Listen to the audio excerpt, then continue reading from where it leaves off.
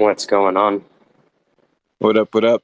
I'm over here just about to get started with some work, but I can jump in for about 15 minutes while you fill up the room. I'm sure it will fill up. Yeah, I just spoke with a company, and funny enough, like they're a cybersecurity company, and what they do is provide data that's used by two folks. One is investors, three folks, I guess. One is investors, two is industry analysts, and third are recruiters and executive headhunters.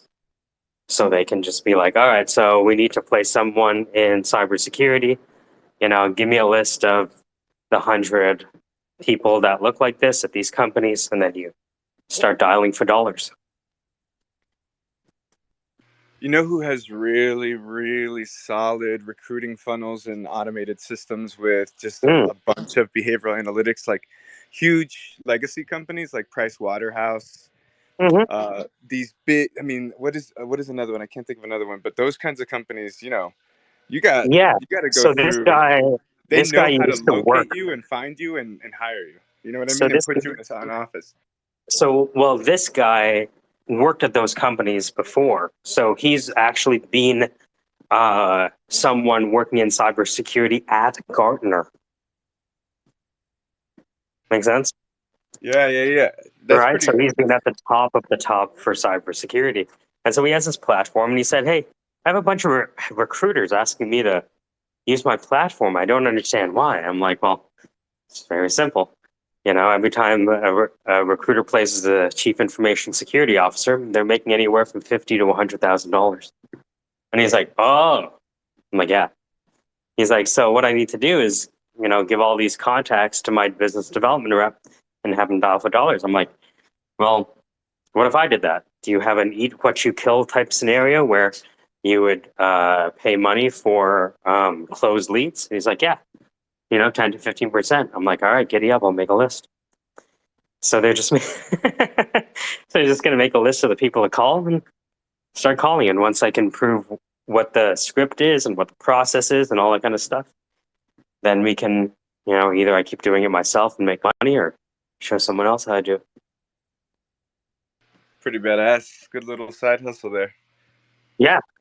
Right. So, it's the challenge, I think, with technical founders is that it's hard to be a technical founder and your company's best salesperson at the same time. Right. So what do? Well, typically you go find this business development rep who knows nothing about the industry. And you're like, here are all my contacts of these people. And you have this amateur person call all these experts and piss them off and waste their time. And so the challenge is the founder is the only person who can sell and close.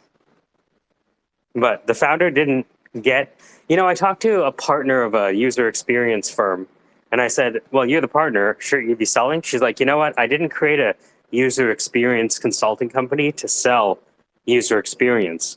I created the company so I could deliver myself and with a team user experience services. I'm like, I understand. It's a very common experience for me dealing with high technical level people, just people at the C-suite level that are just completely technical. I also hate selling to them, if I'm honest with you. It's just a hard experience because it's a different way to kind of approach it. I'm not technical. Again, I'm a more UI on the UX research side, on the design side. That's kind of where I'm at with right now with BKL and Dan's company as well, where I'm trying to kind of convince them to understand segmented services as opposed to just selling web app development or AR, VR.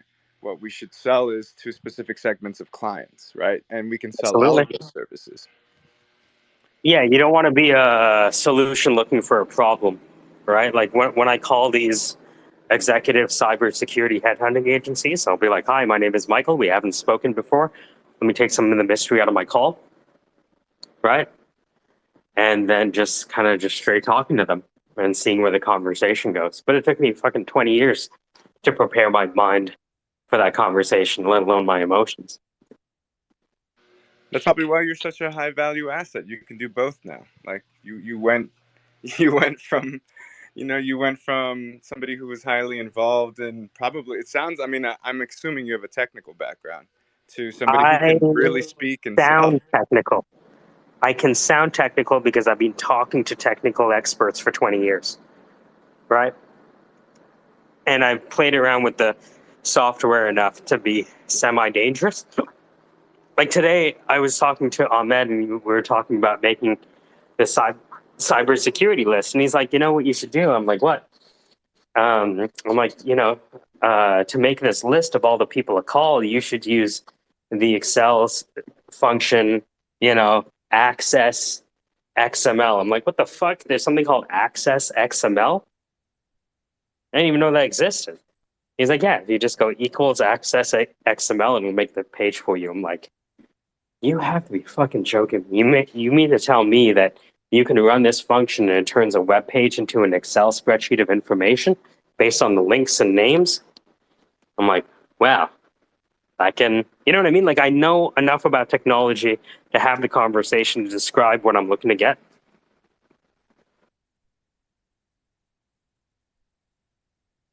And then if I don't know the question, I'll be like, so what do you think, Dr. Rob? What do you think, Web3? and then they can go into the technical stuff.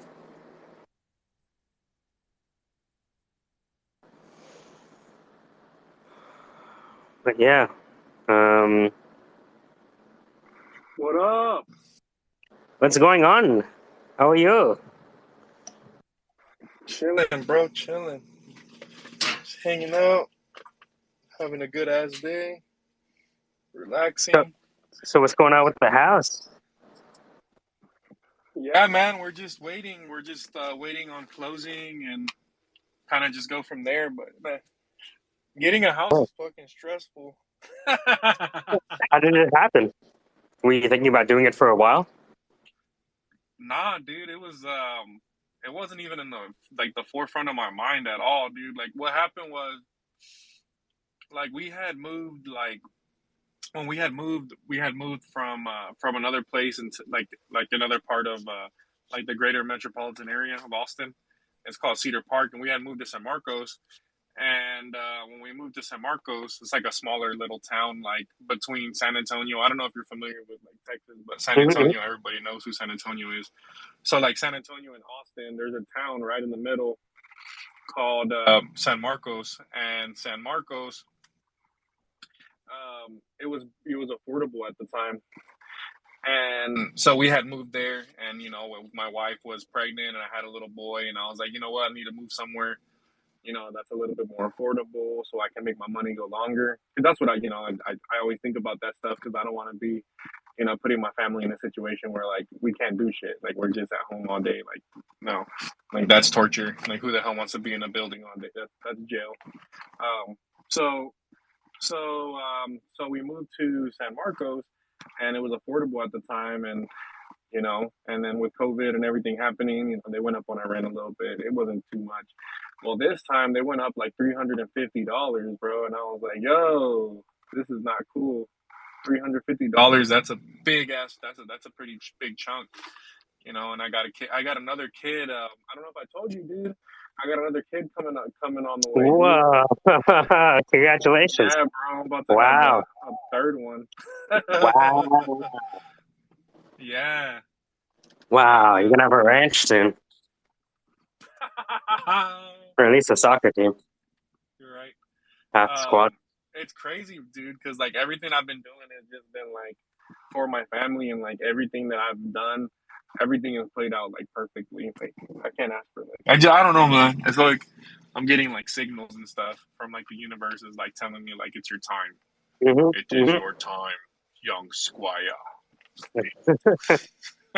Yeah, You it know, like feels like that, right? And it's just like it's almost like I remember hearing somebody talking on the phone. They said, "You're stopping your own blessings," right? yeah, dude, and it feels like that, and it feels like it's weird. Like it's just weird right now because like I'm at a point in my life where like I feel like I'm in the most control like I've ever been in my life of my own life. Like I actually like feel like I'm in control of my life. Like I get to choose my day, my destiny, my fate, and like what like I want to do in life. And like with me being in that point of my life and like all these things are happening, like I'm in control, but I feel like in a way like I'm not in control. Like I'm in fucking like autopilot and I'm just going with emotions and like this was like what was supposed to happen like the entire time, but I just had to go through all the bullshit in the beginning in order for me to be here right now in this current state and time, you know, in this current like plane within our universe in order for me to like be the person that I'm meant to be.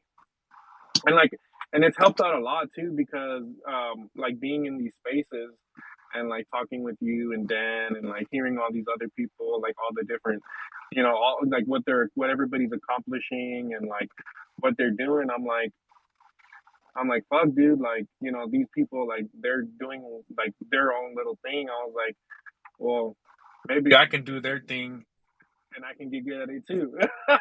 so Absolutely. So now Absolutely. I'm like, well, fuck, dude. Why get stuck with, just doing one thing? Why not just have multiple fucking skills under my belt? I already have multiple skills under my belt as it is. I was like, I like to fix shit. I like to, I like tech. I can, mount TVs and do all sorts of shit, run cables. I know how to freaking troubleshoot wiring and do all sorts of stuff. I was like, might as well add some other stuff. Funny story, dude. I was telling my wife, um, like, I can type, but I'm not like the best typer. So, like, what I'm doing, I started taking. I'm starting up doing like typing classes to get my freaking like skills up, so I can start doing like this coding stuff and like looking at this coding stuff because that's like what I really wanted to do. And I feel like now I can like I'm in the position where like I can, I have the computer. I've always said, I need to get a computer to do it.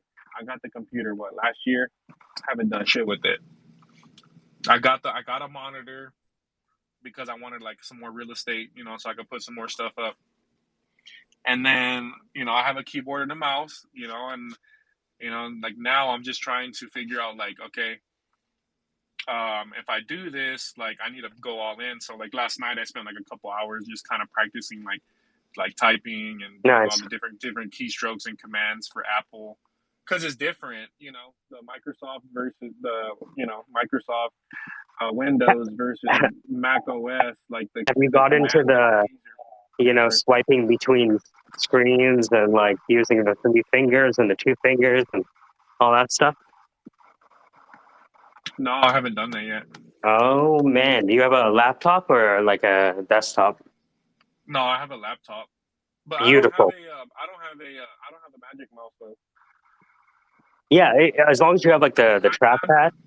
Yeah, No, I you don't can have use. that. So, I don't have that. oh, So what I have is I have a Mixmaster 3 by Logitech. mm-hmm. Yeah, it's like it's a tactical mouse.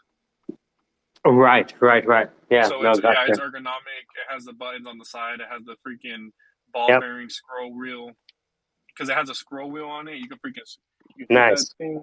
That thing fucking just flips all the way up the screen. You don't have to do anything crazy. Yeah, Um, it's so funny. Like I turned my mouse cursor up to like fastest speed, so I won't have to move my wrist that much. yeah, exactly. So I just have the scroll. I just flick it, dude, and it freaking flies. And yeah, and I got the keyboard. I got the LED backlit keyboard and all that stuff. It's pretty nice. I mean, it's just like a simple setup. But like, but listening to like all you guys, it was just like getting me thinking, like, man, I could do so much more. I was like, I don't have a lot of time, but the time that I do have, I could freaking do so much more with it instead of just bullshitting and just make it fun. Make it fun. That I'm learning something, learning a new skill.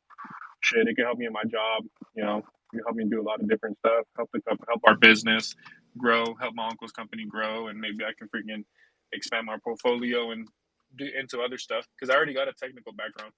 I already know how to talk to people. I already know how to communicate. With others.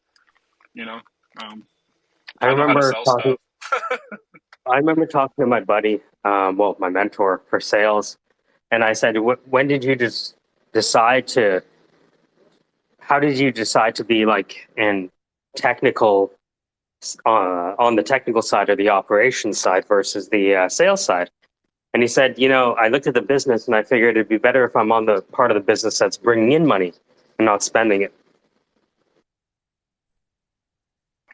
Yeah, exactly, and that's my goal. That's my goal. Is I want to. I have big aspirations for like our company. Like I believe that we can grow to like be like really like a really big like force within the HVAC industry.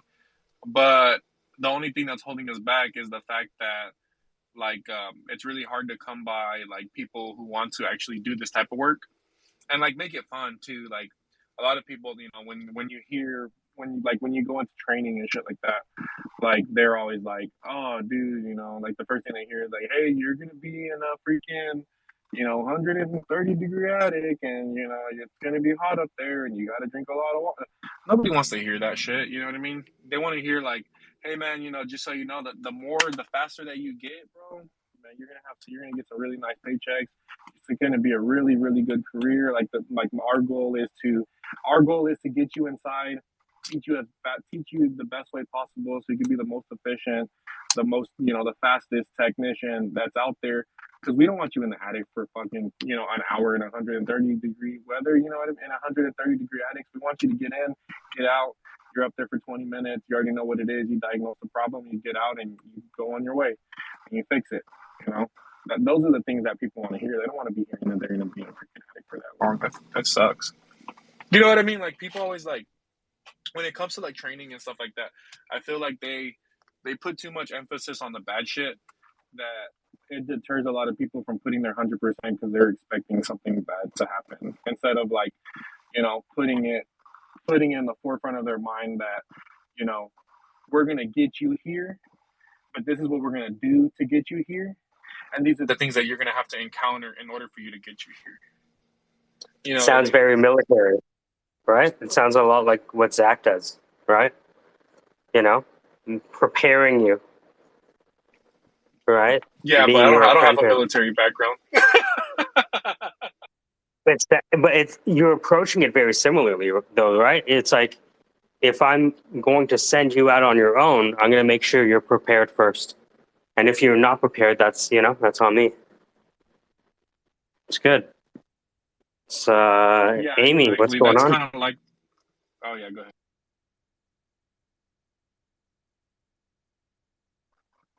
Yo, Amy, what's up?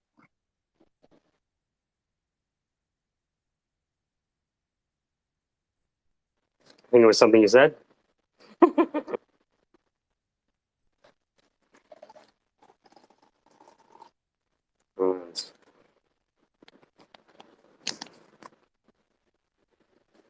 Let's see.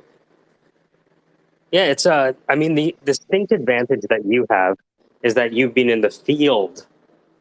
Most people who talk to customers, especially in sales, have never done anything in the field. Yeah, exactly. That's the part that that's gonna set me apart. That's the part that's gonna set me apart from a lot of other people, and that's the part that I feel like a lot of technicians or like just a lot of individuals in general, like I feel like they think that they're just gonna be in the field like forever, and like that they're not gonna have a chance to move up. But they don't understand like being in the field. Like when you're in the field, you have to wear many hats because you're the face of the company. You're the face of the industry. They're not gonna when you go to their house. Let's say that you work for a cabling company, or let's say that it's let's say it's T-Mobile or somebody who's running fiber optic cable lines or doing a cable installation at someone's house, right? When they call Spectrum, yeah, they call Spectrum, but they're seeing David, they're seeing James. You're the one that's the representative of the industry, of the company. If you do a shitty job, they're not gonna say that freaking like that David did a shitty job. They're gonna say Spectrum sucks balls, or freaking T-Mobile sucks. Google Fiber sucks because David came out here and he did this. These are the type of people you're employing. You know what I mean? That's the thing that people don't understand. They don't understand that representation and personal like accountability when you're in the field and you're doing shit for certain industries or certain businesses, like that's the actual bread and butter of the company, because you're the boots on the ground, you're the one that's out there, you're the one making the first impressions, you're the one that's getting them to like you, and if they like you, then they can like the company, and if they like the company, then that's just going to generate more business for the entire business as a whole, you know. And like that's the thing that kind of like gets me like kind of I would say aggravated at times, because like I feel like a lot of companies, they don't appreciate their employees as much as they should, because of the fact that when I go to someone's house, if I don't represent myself well, then I'm not representing Airzone well, the company that, you know, our company Airzone. Then that, you know, that harms the industry, that harms our company, that makes everything look bad, right? They're like, oh, you know, all, you know, I've been to so many houses where, you know, the customer, they you know, they're freaking hovering over me like a damn fly on poop, dude. And I'm like, hey, I was like, hey sir, like no offense, but like, do you need something? You know, I'm trying to work here, and like you're just like hovering over me, like, is there an issue? They're like, oh, and they tell me like, oh no, I just don't trust you. I'm like, trust me? I was like, what do you mean you don't trust me? You don't even know me. Why'd you call me for if you don't trust me? I don't understand. And then they're telling me like, well, I've had bad experiences in the past. Oh, well, I was like, well, I understand that you've had bad experiences. I mean, we've all had bad experiences, but I was like, but what gives you the right to not trust me even though you called me? I was like, why don't you first give me your trust, and if I lose your trust, then make your determination after that of the type of person or the type of character that I hold. And you know, but give me an opportunity to show you what I'm worth. I mean, how are you going to automatically like determine what I'm worth and, you know, the person I am or the company that we are, you know, right off the bat without without even allowing me to like do my work properly? I said it, you know, I'm not gonna lie to you. She's like, well, yeah, but you know, we've had multiple companies that came out and give us false information and all that stuff. I'm like, look, I was like, I'm gonna give you the God's honest truth. I was like, whether you like it or not, I was like, that's not my decision to make. I was like, I'm here to deliver bad news. Most of the time I'm here is because your shit's broken. It's not here because I'm not here because it's working. I'm here because it's broken. Go ahead, Amy. I'm ranting. Go ahead. You know, I mean, what you're saying, like, it makes a lot of sense. Should I call you Mr. Rogers, or do you prefer a different name? Yeah, you can call me Mr. Roger. That's fine. Can I just call you Roger, because Mr. Rogers just feels so formal? All right, I'll just call you Mr. Rogers. Whatever. Anyway, You can call me whatever you like. No worries. Just don't call me okay. average and ordinary. You know, I mean, like, so, you know, I've oftentimes said this, that that employees are the heartbeat for every business, and so it you know, the like how customer service is going to you know, project, like, you know, the like their, how they're feeling, you know, um or you know, their experience, their knowledge. It heavily is going to reflect upon how they're treated in the workspace, and also how they're treated by customers too.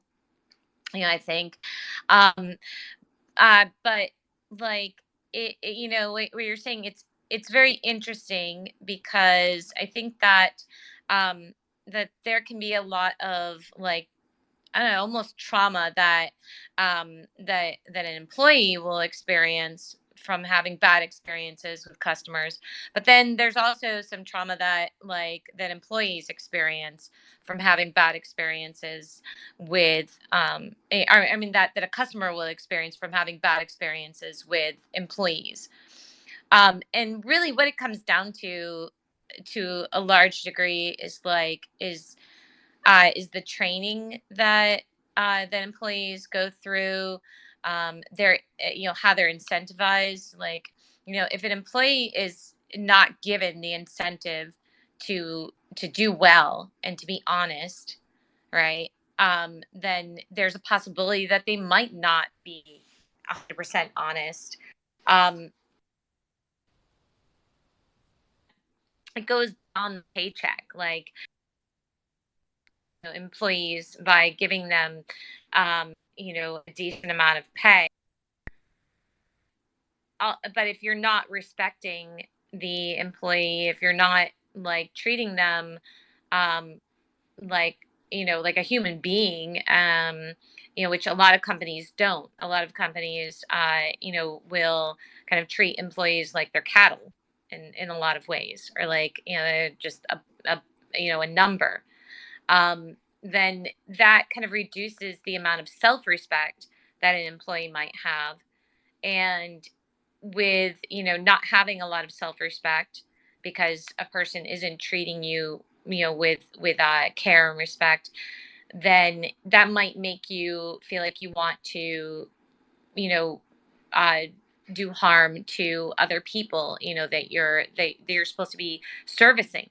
I mean, I'm not saying that that's the case all across the board, but I've seen that, and I've even experienced that. Like, in my earlier years, my 20s and 30s, working for employers, if I wasn't, if I felt like, it wouldn't take too much to just, like, say hello in the morning, or to, to allow a person to, have a little bit of flexibility with coming in. I mean, I had one employer who, he,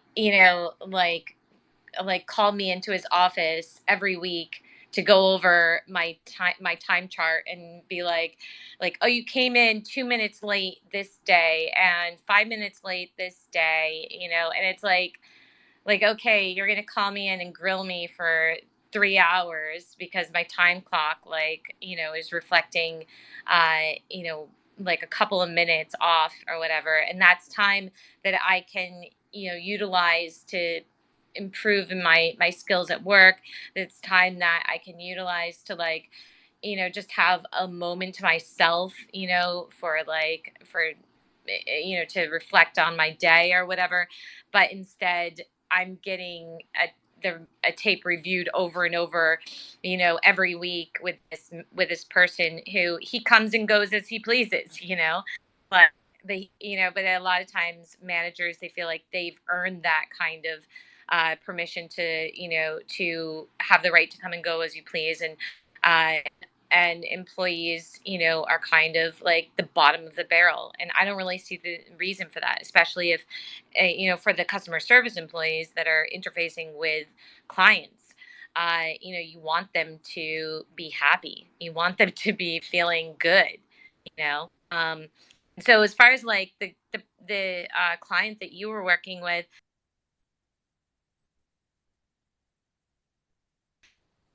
experiences, and that's not something that they should be projecting upon you. But um, I think that, that I mean, as far as what I've understood, and I could be really wrong with this, and please correct me if I'm wrong with this, but like, I feel like there takes a level of empathy and compassion, that's like a skill that can be, enhanced in a customer service role, or in a service role, when dealing with customers, and just understanding where they're coming from, and having that kind of level of compassion. I mean, you're deserving of understanding and compassion as well. Um, but yeah, I mean, I feel like the world just really kind of puts a lot of power into the hands of a person who is paying. It's like, if I'm paying for a service or for a product, that puts the power into my hands, right? And that's what our society kind of believes in a lot. And I'll just I'll stop there. Have you worked in the field before? Like, have you ever been in the field and like been in someone's home? And it's a different environment.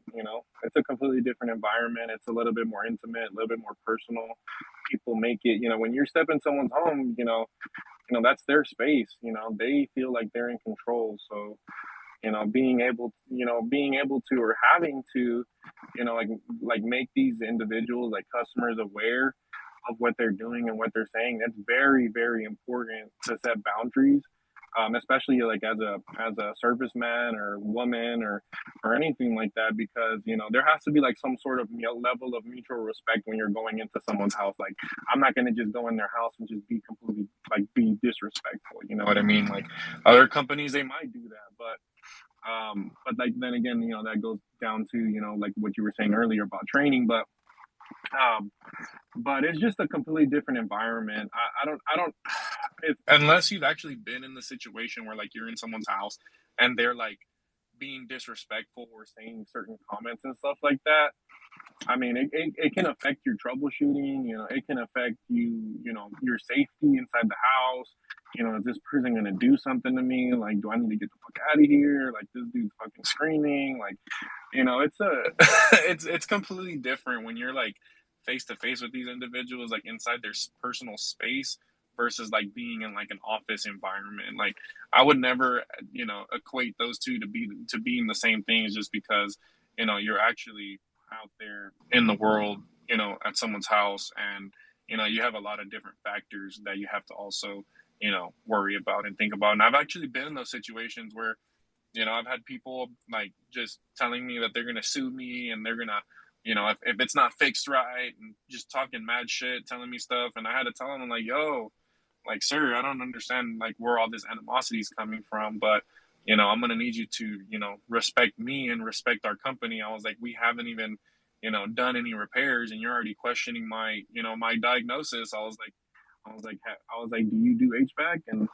he was like, no. And I was like, okay, then so you're just gonna have to trust with what I'm saying is correct. And if it's not correct, then go, by all means, bash our company and say whatever the hell you want. But at least give me the opportunity to fix it first. Don't just jump the gun and say that I'm wrong if you don't even know what the hell I'm wrong about, because you don't do this. You're not in this type of work. But I think Casey's hand was up next. What's up, Casey? Well, one thing I just wanted to say really quickly to respond. Yeah, I used to teach yoga a lot, and I have gone into people's homes and taught yoga, and I I've had some pretty I don't know, like stressful It's just all different situations. stuff, right? Like weird stuff. The customer could be, harassing you like sexually, or like I mean, saying I just had weird shit. You know what I mean. If you've been in the environment, you I know what I mean. well, yeah, I had I mean, I had a yoga client once, like try to hit on me after the yoga class, and I mean, it started out like, oh, let me get you a glass of water, and then and just having a nice polite conversation, to like, oh, can I rub your shoulders, and and like, oh, you want to have a look at some of my art, and like, oh, look, there's my bedroom, and I was like, you know what, I'm gonna go now.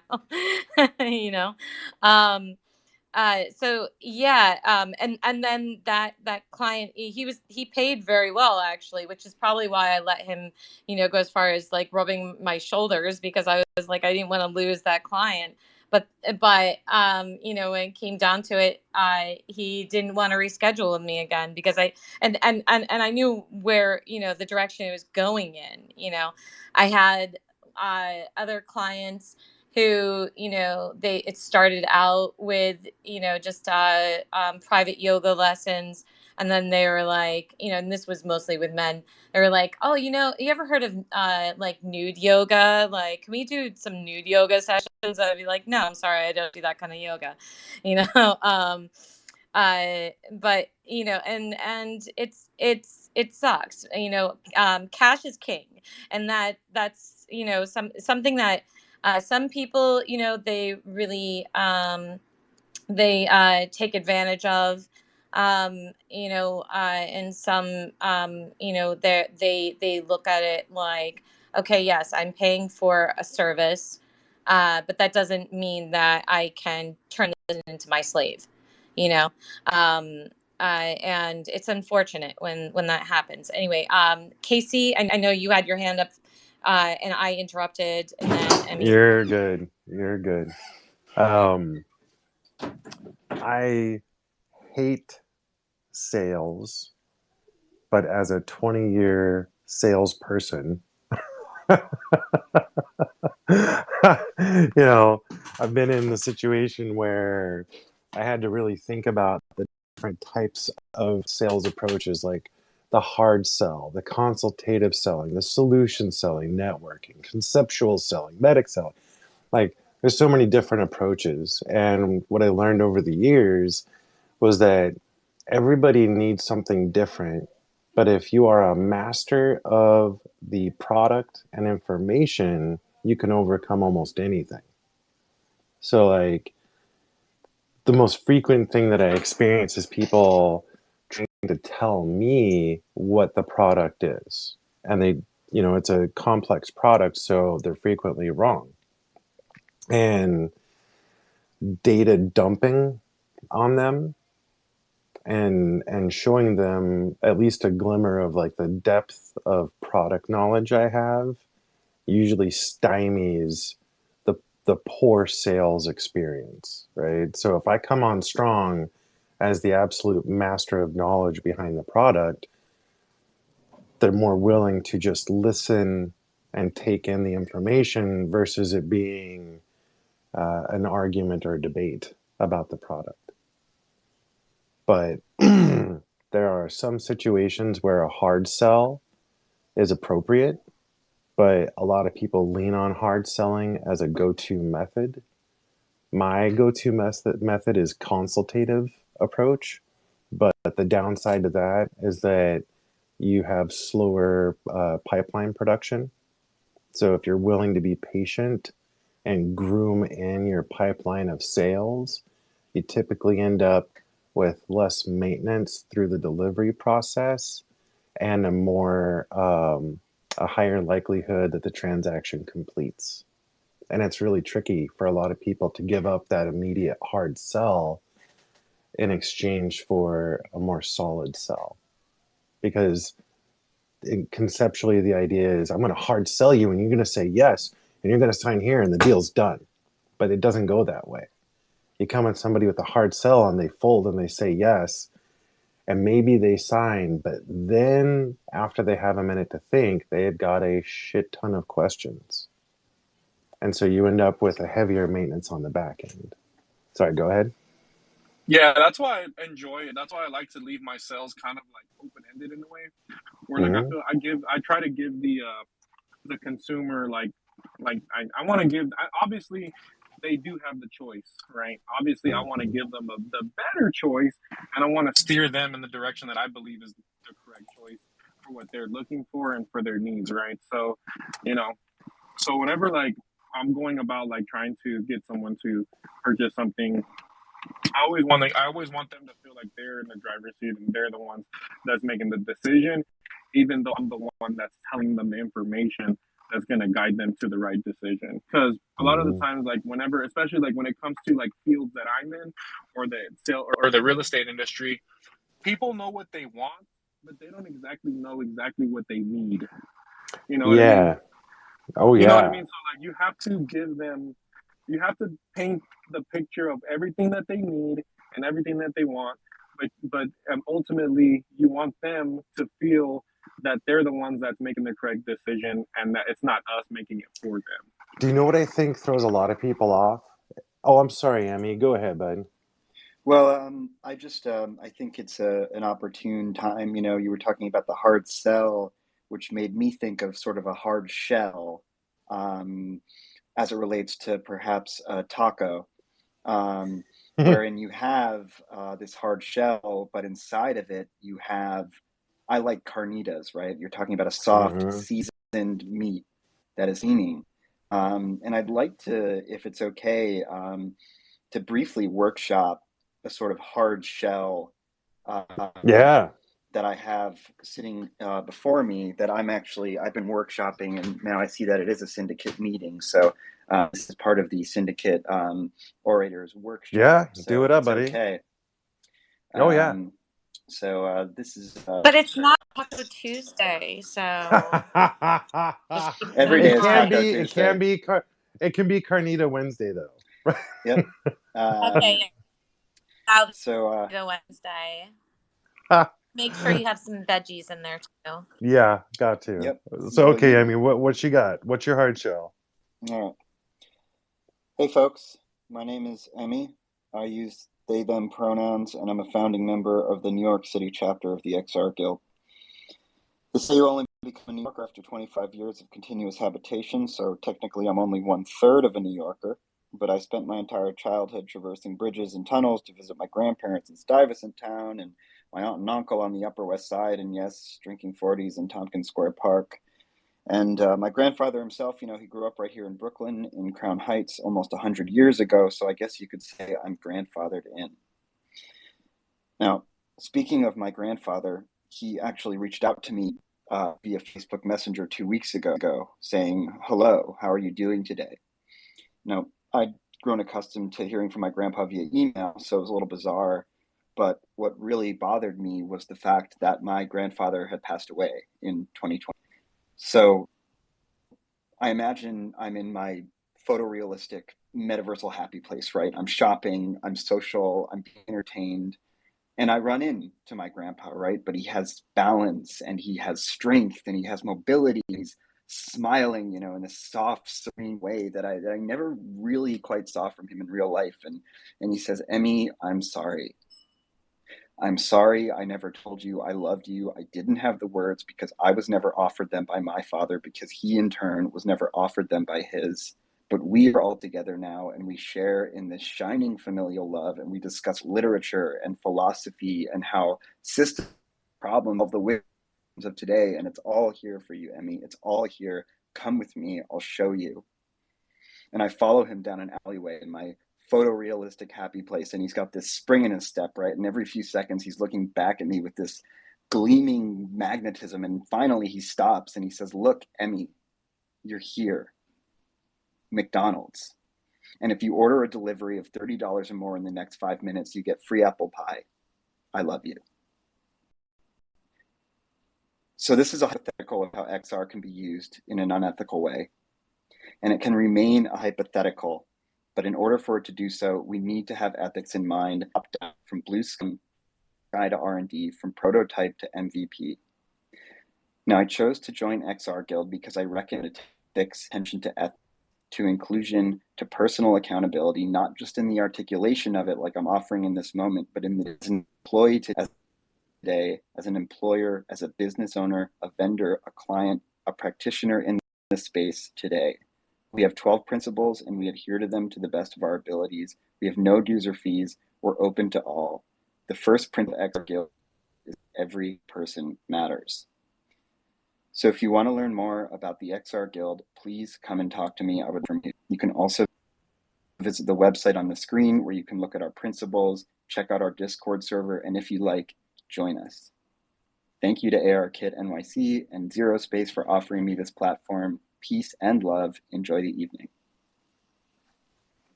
Emmy, I got to tell you something. That is a dangerous formula that has a high failure rate.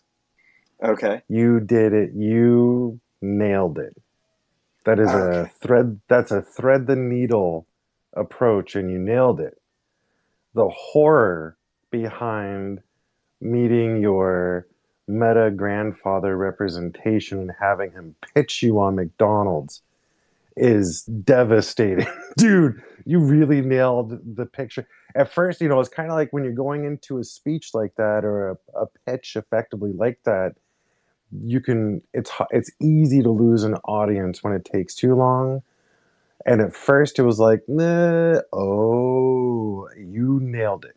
You absolutely nailed that. Start with the O. So the idea is the story format is man is in the jungle, beasts attack, will he survive?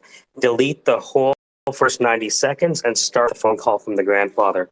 Then you can introduce everything else. Okay. You That's good Yeah. like advice. the New Yorker stuff? Start with the like, grandfather gives you a call. I would love to hear it again.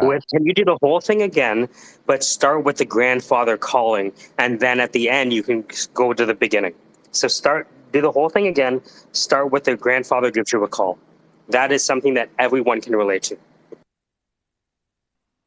Yeah, yeah, because like I mean, it's it like whether or not like your relationship with New York is really it's not the selling point for this. Really it's like it's yeah, the But relationship with and your it's grandfather. understandable, right? It's So understandable looking for the let's contact of the crowd. so let's focus on just the iteration of it, right? So let's hear it another 2 times, and after each time, we'll just give some very brief feedback. So, Emmy, if you don't mind, start the story from the middle at the moment that your grandfather calls you, and then when you go to the end, imagine the pitch was just grandfather to the end.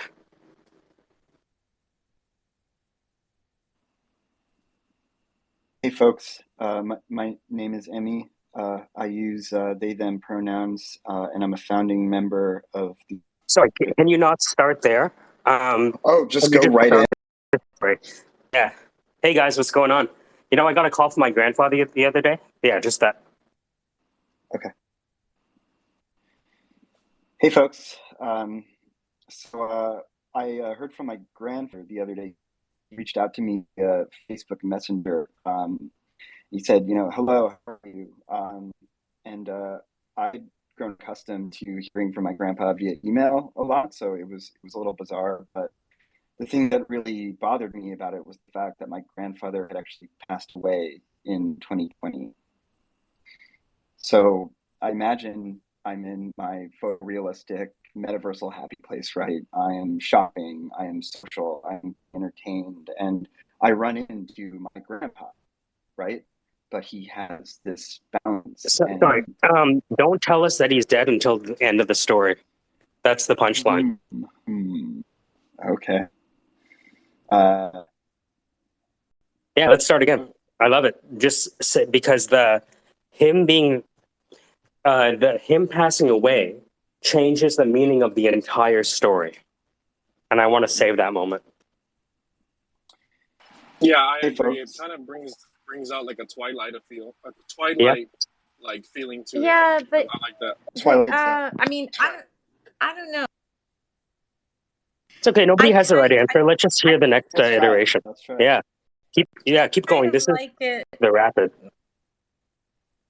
Hey, folks. My grandfather, he reached out to me via Facebook Messenger, saying, "Hello, how are you doing?"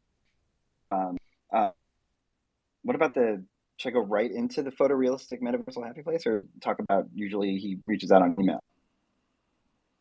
That's okay. So you can keep the email. So hey, folks. My name is Emmy. I use they them pronouns, and I'm a found. Oh no, we didn't do that. Hey, folks. So my grandfather, right? He actually reached out to me via Facebook Messenger 2 weeks ago, saying, hey, how are you doing? And I found that a little strange, because usually we engage over email, and this time he was reaching out via Facebook. And I imagine that I'm in my photorealistic metaversal happy place, right? I'm shopping, I'm social, I'm being entertained, and I run into my grandpa, right? But he has this balance and this strength and this mobility, and he's smiling in this soft, serene sort of way that I like never really quite see from him in real life. And he says, Emmy, I'm sorry. I'm sorry I never told you I loved you. I didn't have the words because I was never offered them by my father, because he in turn was never offered them by his. But we are all together now, right? And we share in this shining familial love, and we discuss literature and philosophy and how systems thinking can solve the wicked problems of today. And it is all here for you, Emmy. It is all here. Come with me. I will show you. And I follow him down an alleyway in my photorealistic happy place, and he's got this spring in his step, right? And every few seconds he's looking back at me with this gleaming magnetism, and finally he stops and he says, look, Emmy, you're here. McDonald's. And if you order a delivery of $30 or more in the next 5 minutes, you get free apple pie. I love you. I want to add to this story that my grandfather passed away 2 years ago. So this is a hypothetical, right, of how XR can be used in an unethical way. And it can remain a hypothetical, but in order for it to do so, we need to have ethics in mind from the top down. Now, I chose to join XR Guild because I recognize in them an attention to ethics, to inclusion, to personal accountability, not just in the articulation of it like I'm offering in this moment, but in the doing. And we have 12 principles and we adhere to them to the best of our abilities. We have no dues or fees. We are open to all. The first principle of XR Guild is that every person matters. So if you want to learn more about the XR Guild, please come and talk to me. I would love to hear from you. You can also visit the website on the screen where you can look at our principles, check out our Discord server, and if you like, join us. Thank you to AR Kid, NYC, and Zero Pace for offering me this platform. Peace and love. Enjoy the evening. All right, so before we give feedback, what I'd like to do is go around the table, and I'd like you to limit your feedback to about 20 to 25 seconds maximum, and then we're going to have Emmy do it again.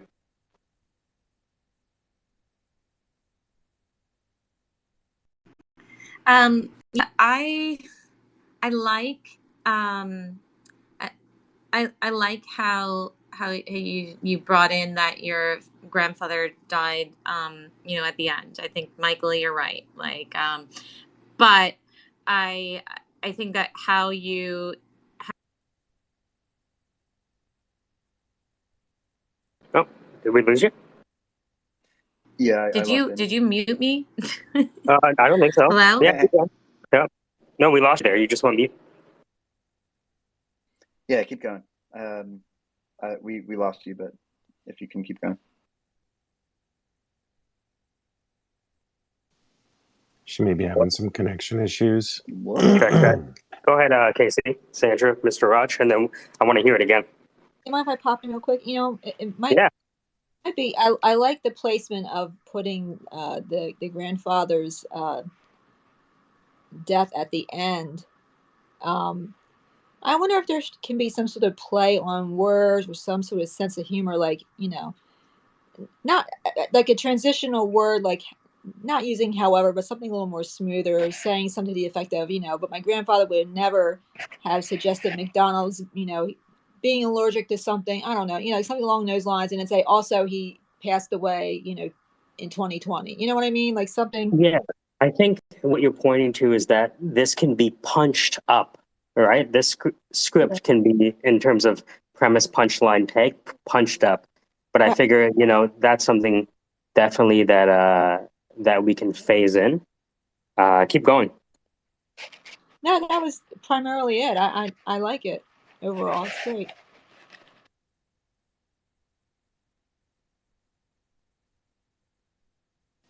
All right. I think. Oh, I was just gonna say I cut out a fair amount. I think like less is more in this iteration. I found myself Always sort of coming to stuff and being like, I don't really need to say that. That's sort of just repeating myself. a real wordsmith removes words; they don't add them. Yes.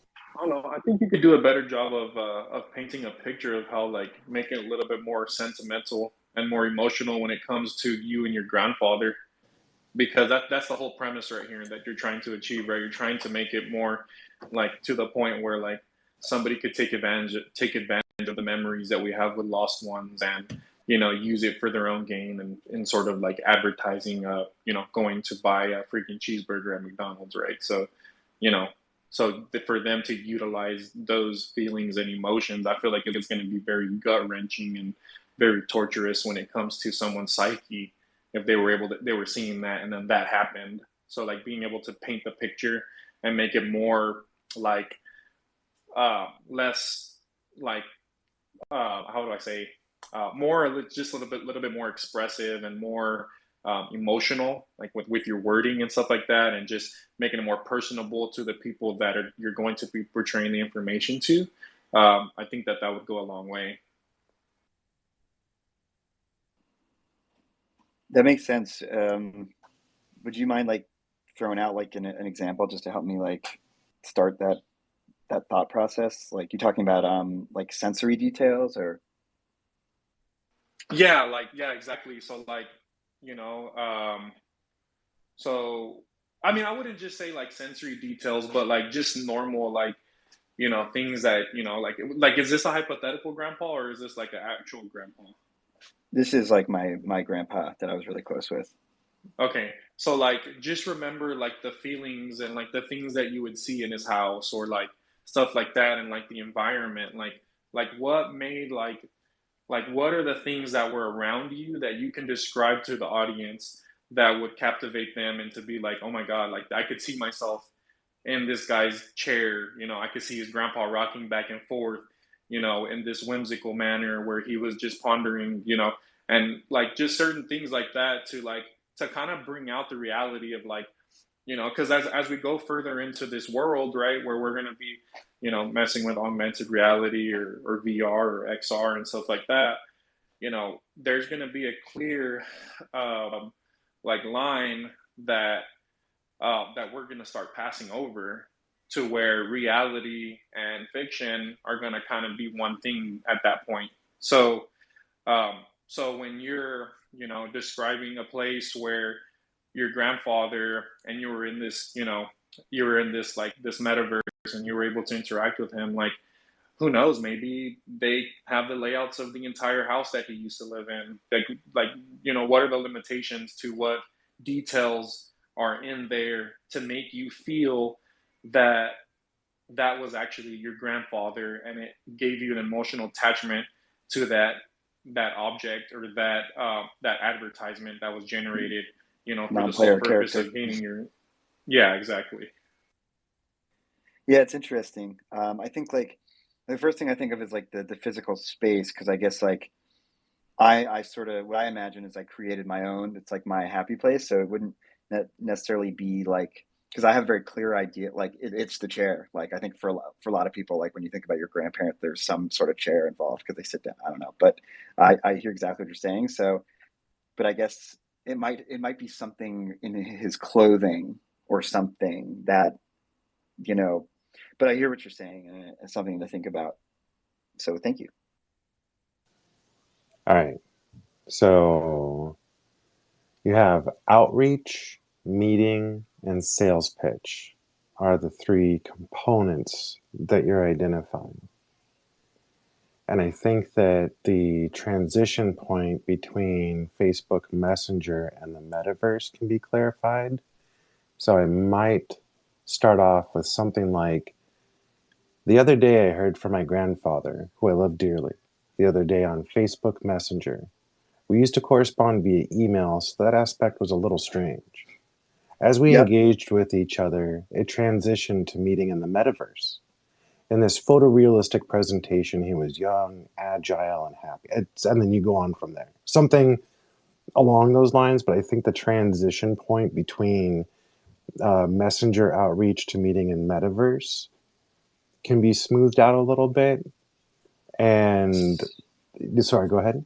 So what I just added, I mean, I think it's interesting, right? Because right now I have so what I added was so my grandfather he actually reached out to me via Facebook Messenger to say, hey, how are you doing? I'd grown accustomed to hearing from my grandpa via email, so I guess you could say he did a systems migration. So Nice, okay.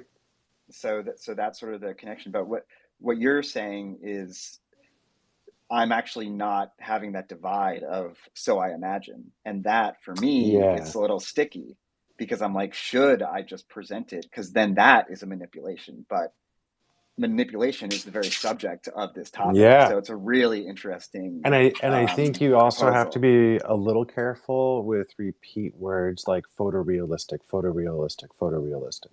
Yeah.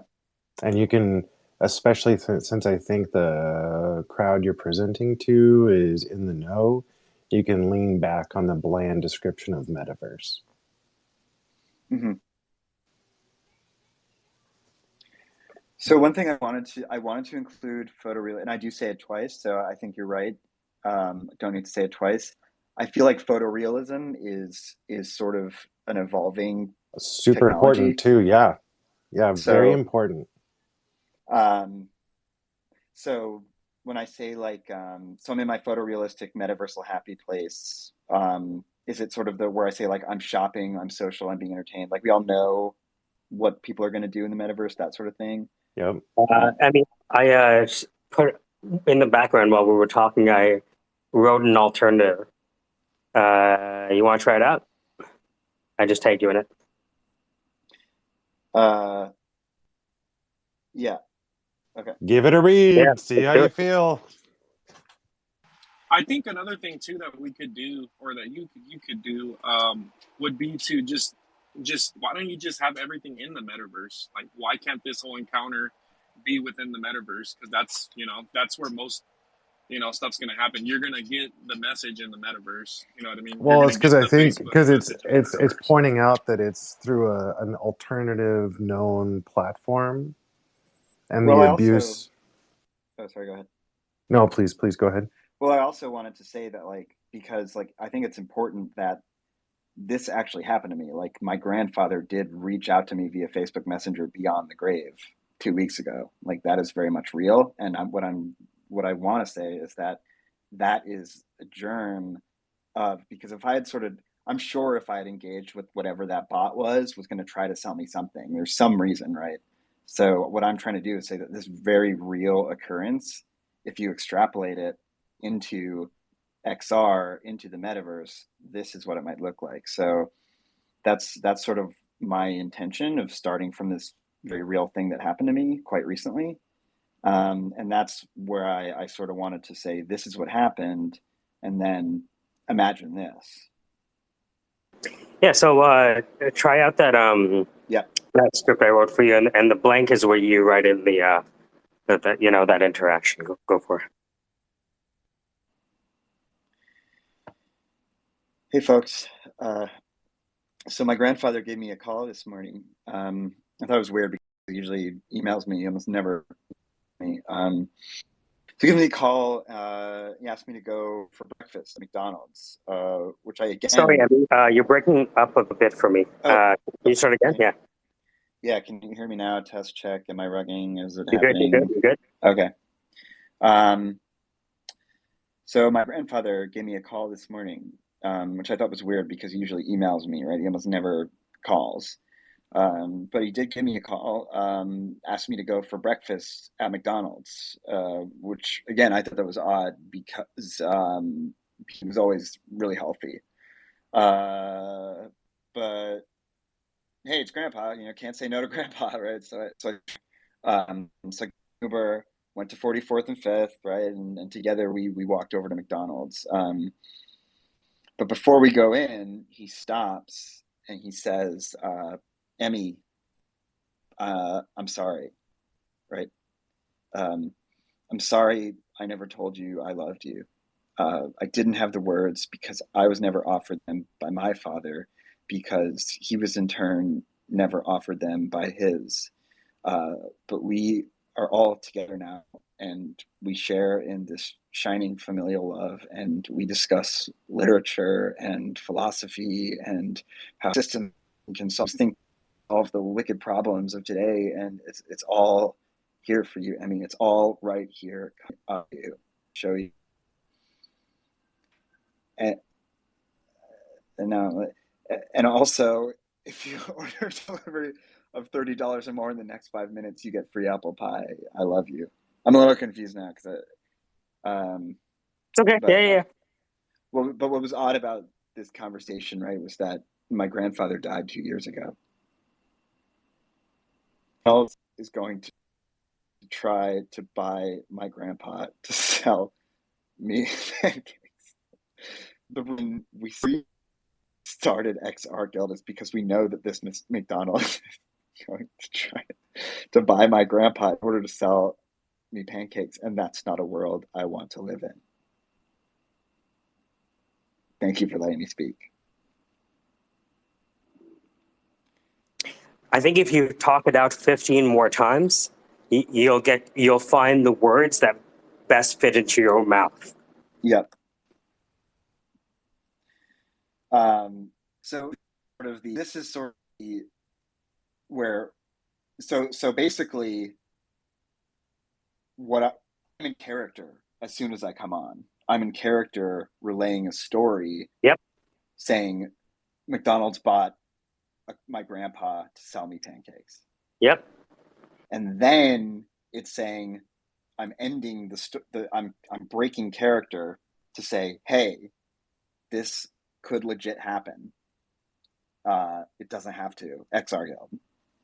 Yeah, it's presenting the story, presenting the disorienting dilemma as an actual scenario that is likely to occur.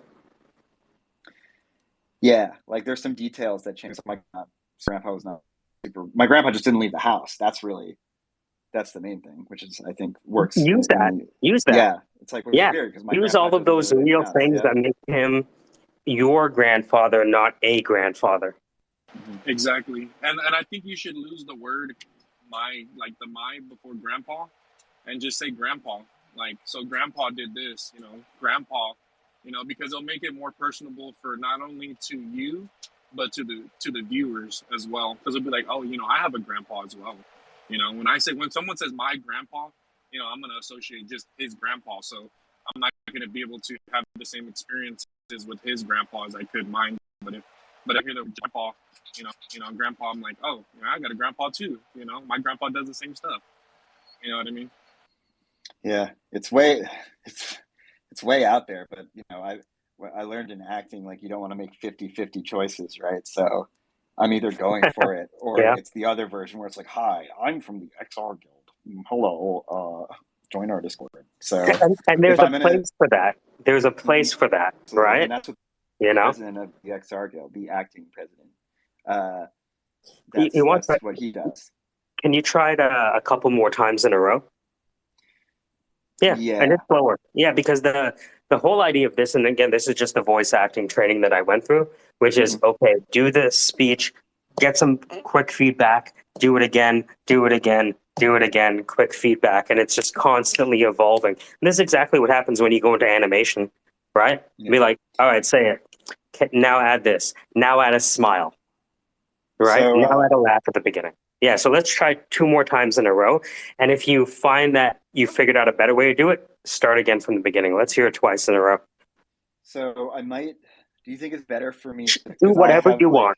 Yeah, this is your jungle gym. Yep. Mm-hmm. Hey, folks. I got a call from my granddad the other day, which is weird because we usually sort of exchange over emails.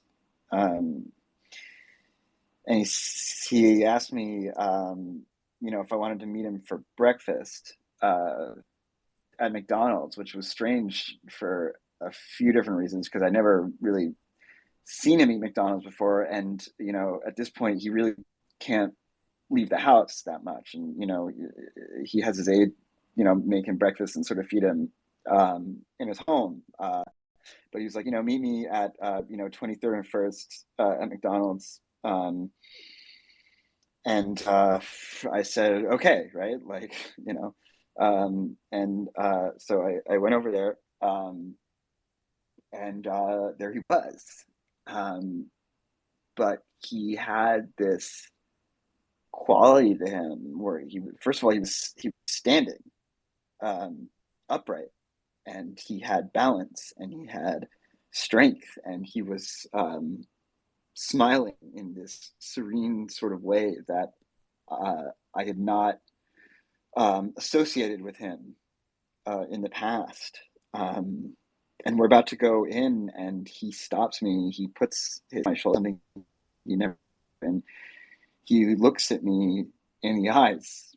All of these novel experiences, right? And he says, "Emmy, I just want to say that I'm sorry. I'm sorry I never told you that I loved you. I didn't have the words because I was never offered them by my father, because he in turn was never offered them by his. But we are all together now here, right here, and we share in this shining familial love together. We discuss literature, we discuss philosophy, and it's all here for you, Emmy. It's right here. And before we go in, I just want to tell you, he said, if you order a delivery of $30 or more in the next 5 minutes, you get free apple pie.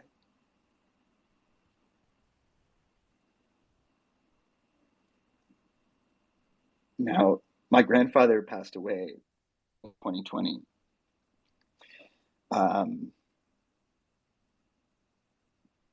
And he was brought to life via Facebook Messenger a couple weeks ago to say, hey, how are you? He was like some kind of bot, right? But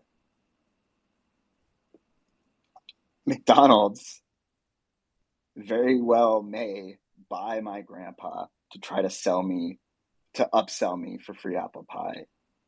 And that to me is an unethical use of extended reality. And it's a hypothetical for now. It can remain a hypothetical forever. In order for it to do so, we need to have ethics in mind as we build these extended realities. So the XR Guild is a group that has these ethics in mind, not just in the speaking of it like I'm doing right now, but in the building of it as practitioners in the space today. So if you want to learn more about us, please come talk to me. I'd love to hear from you. You can go on our website, look at our principles, join the Discord. We need you. Thanks for letting me share. Have a good night. I'm almost rewriting it to make it shorter and shorter and shorter. So, for example, I'm just writing something now. Grandpa gave me a call this morning. Thought it was weird because he never calls me. It's usually all over email. So he calls me and asks me to go for breakfast at McDonald's. And I thought that was weird because he almost never leaves the house. But hey, it's Grandpa, so I can't say no, right? So he tells me to meet him at 54 and 5th, and then proceeds to tell me that for a limited time only, you and your grandpa can get $20 off a purchase over $50 breakfast at McDonald's. And this is all weird because my grandfather's dead. He's been dead for 2 years. McDonald's hired my grandpa's likeness to sell me pancakes. And that's why we started the XR Guild. Because we know that one day McDonald's is going to try to buy my grandpa to sell me pancakes. And that's not a world I want to live in. If you don't want to live in that world either, hit me up. See, now, what I like about that is you had pace in there. You had a little bit of, cadence and how you had a nice pausing kind of thing in there. Pausing is so powerful, you know what I mean? Kind of way of saying, it's just like when you pick up two pairs of shoes. One shoe is for the right, one shoe is for the left. You know what I mean? It's like, whoa, feels powerful. Well, I like it, Emmy. Is that a true? Do we have to go with the grandfather death thing? That seemed. I mean, if that's a true story, then obviously, sorry. But yeah, I mean, my grandfather ostensibly sent me a Facebook Messenger. He reached out to me 2 weeks ago on Facebook Messenger, but he's been dead for years. I get that too. I get like an old, it's like a cousin-in-law or whatnot, which I know is a hacked account. You know, and so it's like, hey, how you doing? I'm like, hey, man, how you doing? Especially if they've been passed away. Hey, how you doing? You feeling good? Yeah, I love that, and I drag them on as long as I can in text just because it's fun. But yeah. Yeah, and the other thing, they have to, it's better that he uses the death of the grandpa for this scenario, just because it's built around like ethics and moralities, right? So I see what you're saying. You don't want you don't want to be weak with the sauce. You know what I mean? You can't go in there and like do something like running a red light, like or like something that's like it's bad upon because it's just whatever. But like to utilize somebody's dead grandparent, that takes it to a whole different level of moralities and ethics. So. Yeah, I think we're at 2 stages, which is what you say and how you say it, right? I have version 3 of this. Let me just respond to this and put this up. So if you don't mind, and we're kind of You should asking. give it to Luther as well. It'd be interesting to see what Luther says. Okay. So let me do this right now. So I think this is V3. So let me just zoom in, and I wonder if that would work a little better. Okay, I have to make. Okay, that's fine. So this is V3. So Emmy, I'm gonna put it to the top, and let's try this again. Now, before you try it again, question for you. So you are. What I want to know is a triangle of interaction. Who you are, who you're talking to, and where are you? Who when I'm does going to be the doing audience this. know you to be before you walk on stage? Do they know you at all? Yeah, so this is an event called AR Kit NYC. It's for like industry folks in XR. I'm on the invite as someone who's making an announcement as a founding member of the NYC chapter. I think that in a room full of people who are talking their fucking mouths off about like XR and MR, you could do something in 3 minutes that would be more effective than an hour-long speech. I agree. And I don't want to sell them the idea of XR. I want them to get interested in talking to you about the ethical nature of XR. And once they do that, they're already sold. You're already on the same page. And we don't need everyone. We just need maybe 3 people in that room. This is a screening. It's a screening situation because there's, some people that they don't care about the ethics, and those people are not going to be interested. It's interesting because I can already see, like, if I downloaded a handful of B-reel clips, I could actually make this real, But let me post it. I think version 3 should be at the top. You want to try that one out?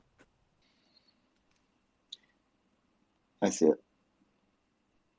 And the one thing I do like about keeping it, short and sweet and to the point is that you leave a lot of room for questions. So at the end of your statement, at the end of the excerpt that whatever you decide to do, you get people's juices flowing. And since it's within 3 minutes, they still have like a good, I want to say about like another 12 to 15 minutes where they're like actually still paying attention to you. So I only have 5 minutes. What's going on? Oh, you got 5 minutes? Okay, which is even more to your point. Actually, you still got 2 more. Yeah, you still got 2 minutes to take a couple of questions and get people make it more interactive. Yeah, instead I'm of trying just to think of what the entire time for just talking. Yeah, I'm trying to think of what the question. Hopefully, the questions are just like, where do I sign up? Look, if they're asking questions, that means they paid you in the first token. So the first token you get paid is attention. The second token you get paid is interaction. That leads to the money. If you keep getting those interaction and attention tokens, the sale's already happening. It just hasn't happened yet. Yep. All right, so I put V3 to the top. Let's do it one more time and we can round this out. Yep. Hey, folks. So Grandpa gave me a call this morning. I thought it was weird because never calls me, right? It's always over email in all caps. But he calls me and asked me to go for breakfast at McDonald's, and thought that was weird, right? Because he almost never left the house. But hey, it's Grandpa, so I can't say no, right? He tells me to meet him at 54th and 5th, and then tells me that for a limited time only, in honor of National Grandpa Day, me and Grandpa can actually save 50% on pancakes if we get there in the next 20 minutes.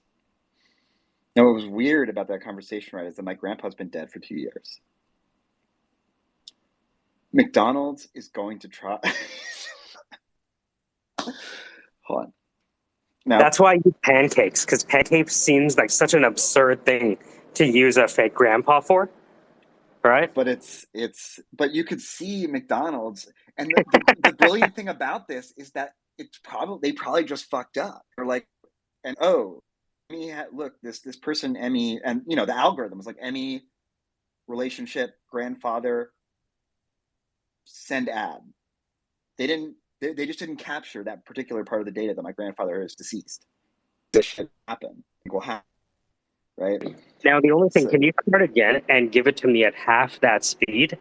Because we want to match your tone and your pace to the subject matter, right? So let's start again, just half the speed, even if it What's seems comically slow. okay. Grandpa gave me a call this morning. I thought it was weird because he never calls me. It's usually all over email. So calls me, asked me to go for breakfast at McDonald's. Thought that was weird because he almost never left the house. But hey, it's Grandpa, so I can't say no, right? So he tells me, meet me at 54th and 5th. And he says, for a limited time only, you and I can save 50% on pancakes if we get there in the next 20 minutes in honor of National Grandpa Day. Now, what was weird about that conversation is that my grandpa's been dead for 2 years. McDonald's is going to try to buy my grandpa to sell me pancakes. The reason we started XR Guild is because we know that this McDonald's is going to try to buy my grandpa in order to sell me pancakes. And that's not a world I want to live in.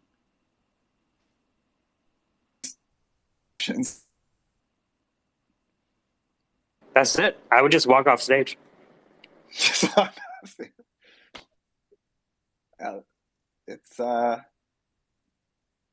effective. Again, 20 times, right? So those words are all those words are replaceable, right? And the reason I wrote it like that is because when we speak, we don't use as many prepositions and as much formal between words as we use, right? We often sentences with, you know what I mean? Like we truncate our words when we speak. When we write it out, we write every word, but when we speak, we delete a lot of words without even knowing it. So once your voice finds it, if anything, what I would do is like practice it 5 more times on mute and then come back and see where it fits you. Because you're trying to find your style, right? Yeah. And it's not to say that you're going to keep the same, but maybe you switch the whole thing up. Like in that example, I deleted the meeting him at the McDonald's just because I wanted to get to the story faster. But you don't have to. Yeah, I do. So I have a bit of a ticking clock because I have to do this tonight, and I have to beautiful leave. So yeah, try it on mute like 5 more times, and when you're ready, okay, give us the final one.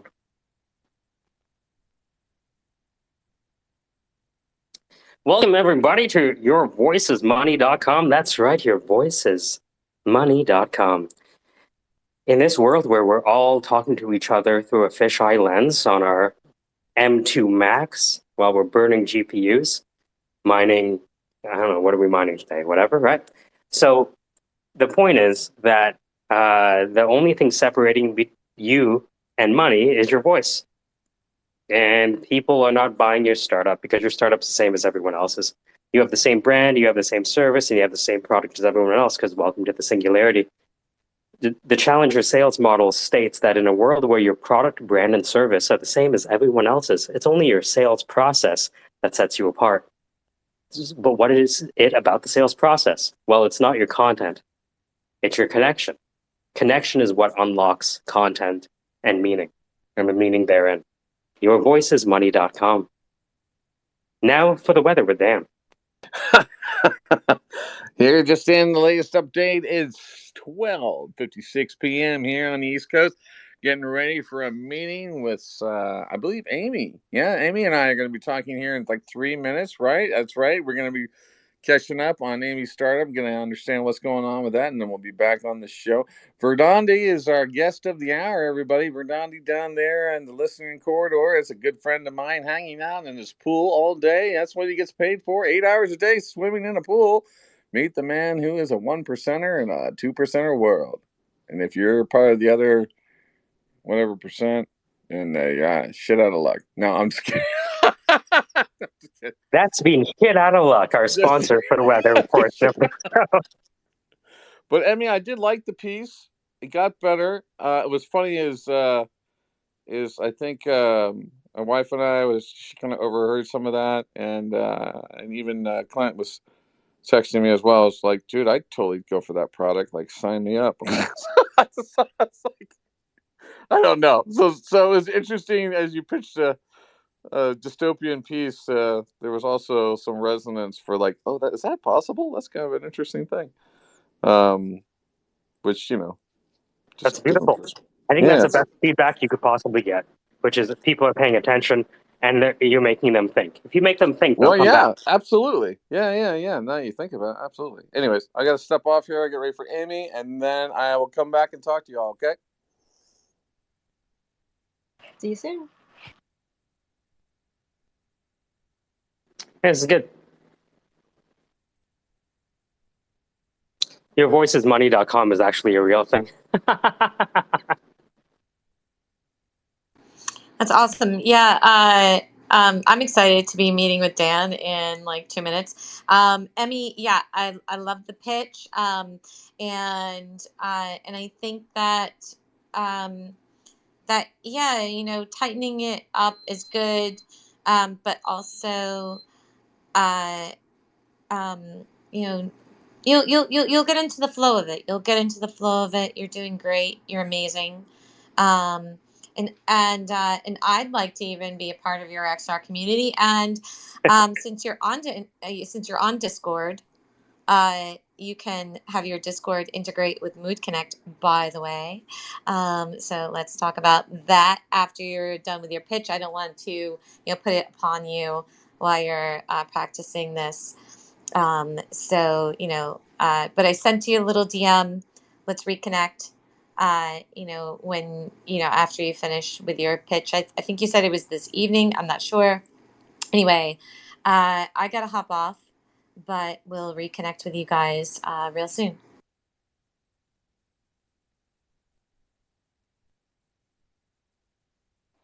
Bye.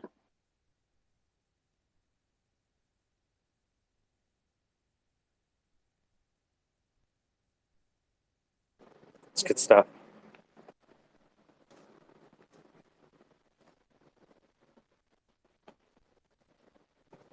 That was really cool how you made it shorter and shorter until it was like a very juicy soundbite, so to speak.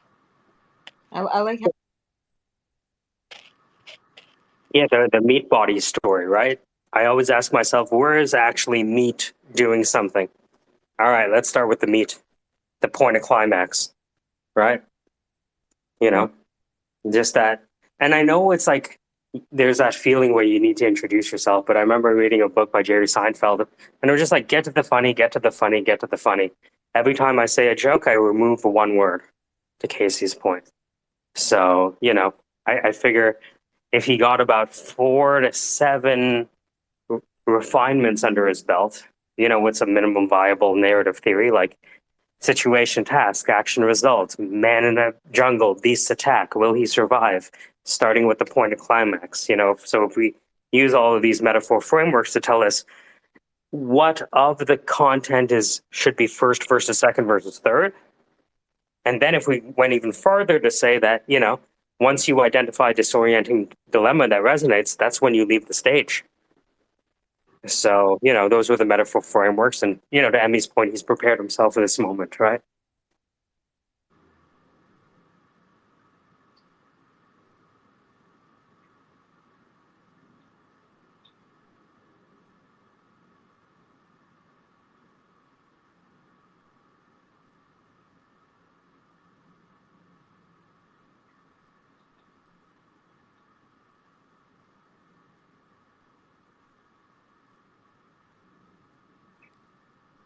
So tell me more about your website. The Your Voice is Money. Seems self-explanatory. Yeah, it's Look at so it. Oh, but go ahead. yeah. Sorry. So I met a guy randomly at a gym. I was downtown Toronto. I was wearing a Che Guevara hat, and I'm like, "What is this guy doing downtown with a Che Guevara hat?" It turned out he was the audio engineer for Canada's like largest comedic talent agency, and so we just started getting along, chopping out all that stuff. And he introduced me to one of the talents that he used to work with a lot on commercial work. And there was a guy named Christian Potenza, and I later found out that he was Scott McLean from Total Drama and did a bunch of other acting work and commercial work. And so we had this voice acting masterclass, right? And I was like, wow. When I finally understood like how deep he thought about communication, from the acting side of things, right? The animation side of things, Right. I was like, huh. And he was like, yeah, we do this masterclass. I'm like, wow, I want to take it. So I took it with a handful of other people, like the wifey. And then when we saw what it did for us, and then people started, building media companies and getting signed to agents who were like, wow, this is actually working.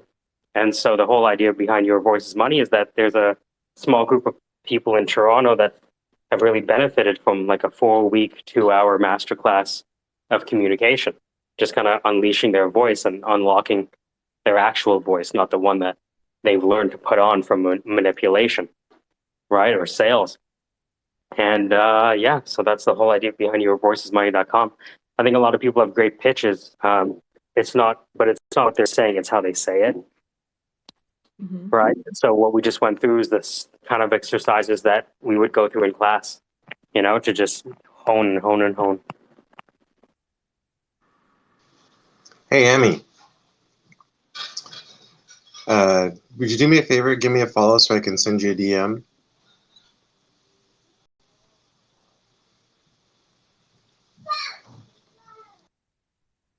I think he's practicing the speech. I told him to practice 5 times and give us the final. Ah, okay. Awesome. Mm-hmm. Awesome. So let's zoom out for a bit while he's doing it. How did you guys feel about the process we went through with Emmy? Was it good? Was it not good? Should we have not have done it? You should definitely do it. It's not common, I think, for the repetitive nature, the fast, rapid fire, because people are, unless they're aware of what the system is, they're going to want to slow down. But I think the rapid fire is awesome. Very good. Very helpful. That's, I think, best way. Hey, this is Manish. Hello, everyone. So it was really wonderful to listen to Emmy and the toning down of things, the pace, and then I could correlate to one of the sessions that I'm speaking in. I mean, I'm giving a talk in September, and then I was practicing on the slides, and it's half an hour session.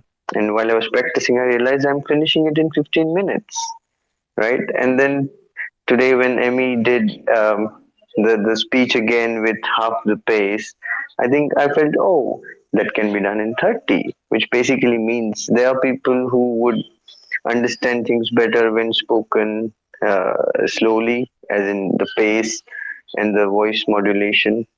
But one of the things that also, I mean, when I saw yourvoiceismoney.com, I was thinking, where does that voice come from? Right? Of course, it's what you say it and how you say it, but the underpinning um uh, source of that voice, especially in sales, is like I see everyone selling things some or the other way, but then the underpinning the basis of that voice should be benevolence, right? To be able to help someone solve their problem, right? And it's a Right? yeah. Because in the class, we learned that there are 4 types of characters: the hero, the villain, the sidekick, and the mentor. The hero wants to save the day. The villain has something to prove. The sidekick just wants to help. and the mentor has something to teach. When you figure out who you are, who you're talking to, and where you are, then you can say, which character might I adopt? And that's your choice. Go ahead, Casey. Can I be a villain mentor? Yes, it becomes interesting when you start. Every time you do a speech, so one of the exercises we do is, all right, try it as a villain, try it as a sidekick, try it as a mentor. Which one of those do you like? All right, you want to stick with the mentor? Okay, let's iterate on the mentor. I love the idea of the villain mentor. Like, not only does it sound cool, but when Yeah. you've got when you've got a point to make that's made through education, like I love Well, that. the villain mentor is the Disney character, right? Aha! Nice. And again, those are the things I could only learn from the animator guy, right?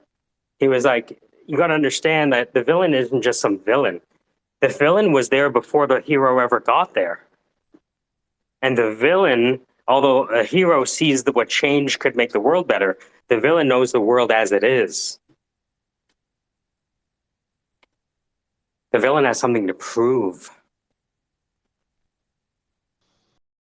Which the conflict, I don't think that's the right word. The dynamic, though, is that the villain's not necessarily bad, right? Even Especially if you watch Japanese film, right?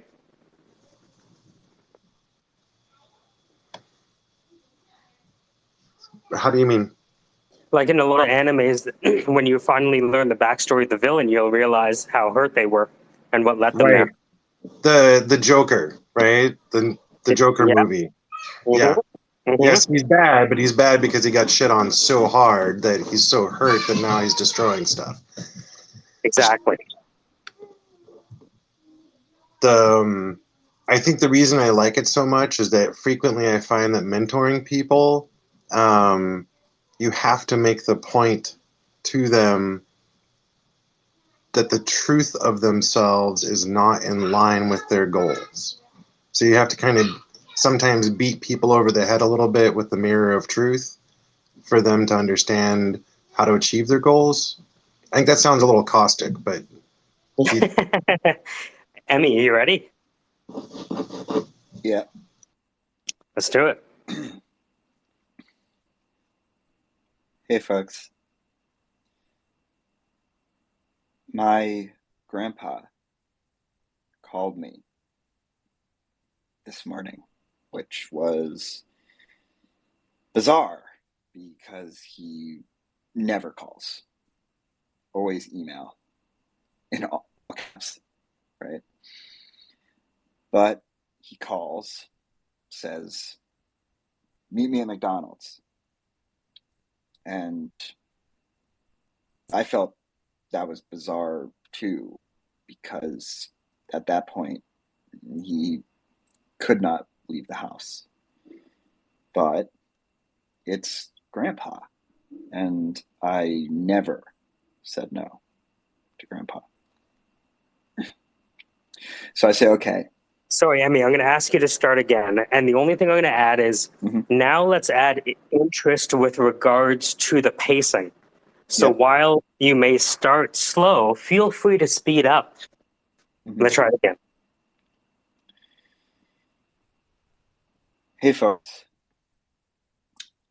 My grandpa called me this morning, which was bizarre because he never calls, always emails in all caps, right? But he calls and says, meet me at McDonald's. And I felt that was bizarre because, at that point he could not leave the house, but it's grandpa, and I never said no to grandpa, right? So I say, okay. And he says, meet me at the McDonald's at 54th and 5th. And Emmy, please hurry, because if you get here in the next 20 minutes, you and I we can save 50% on a pancake breakfast at McDonald's in honor of National Grandpa Day. Now, the strangest thing about this phone call was that my grandpa has been dead for 2 years. I put dirt on his grave. McDonald's is going to try to buy my grandpa to sell me pancakes. We started the XR Guild because we know that McDonald's tried to buy my grandpa to sell me pancakes, and I don't want to live in that world. Thank you for letting me speak. Can we hear it again? Just maybe 0.25 speed faster. Hey, folks. My grandpa called me this morning, which was bizarre because he never calls, always emails, right? He calls and says, meet me at McDonald's. And I felt that was bizarre because at that point, he could not leave the house. But it's grandpa, and I never said no to grandpa. So I say, okay, I'll meet you at McDonald's. He says, meet me at the McDonald's at 54th and 5th. And Emmy, please hurry, because if you get here in the next 20 minutes, you and I together, we can save 50% on a pancake breakfast at McDonald's in honor of National Grandpa Day. Now, the strangest thing about this phone call, right, was that my grandpa has been dead for 2 years. Folks, McDonald's is going to try to buy my grandpa to sell me pancakes. Okay? We started the XR Guild because we know that McDonald's is going to try to buy my grandpa in order to sell me pancakes. And I do not want to live in that world. Thank you for letting me speak. Casey? So the two things. One, I feel like this should start off with, so I'm having fun in my photorealistic metaverse, and I get a call from my grandpa. Just to set the stage that this is all in the metaverse versus real world. Well, I want them to feel like it's in the real world, though. The punchline is that it's not. What do you think? Because it's like almost like the same. It's the same advice or the same note, just how. I just don't want to give them. I just don't want to give them the words in the beginning, right? Because everyone else at the conference is going to be speaking in big words. I know for a fact that, so I think I'm going first, which is an interesting thing. I know one of the guys I spoke to, or one of the guys who's speaking at this one, we both spoke at a previous one, and I know for a fact that in his presentation he says reality is scarce and that people are the killer app. So this is kind of the minutia that I am operating in here. Yeah, exactly, and that's Hey, what Emmy. you were talking about earlier on how you wanted to feel like there's like that line between reality and fiction, and we're already tiptoeing that line because it's going to affect you psychologically down the road if this was to happen. You know what I mean? So like we wanted to feel as real as possible because the feelings of it being real are going to be so close to the feelings of it actually being real. You know what I mean? The feelings and the emotions that we have in the metaverse are going to be the same feelings that we're going to have in the real world. So you have to look at it from that perspective and not just the perspective of what we're viewing from our eyes. Yeah, I concede. I like it. Emmy, would you do me a favor, Emmy, and give me a follow so I can shoot you a DM? Okay. Yeah, I'm going to try this. Beautiful. And I will let you guys know how it goes. Manish, I would love to hear the first 2 minutes of your talk, if you don't mind. Oh, that was surprising for me. Okay, let me pull off my slides. Give me a moment. Sure. So, if you're just joining us, you're just joining us.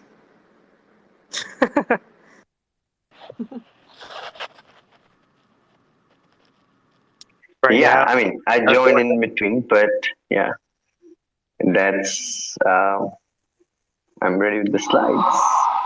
Awesome.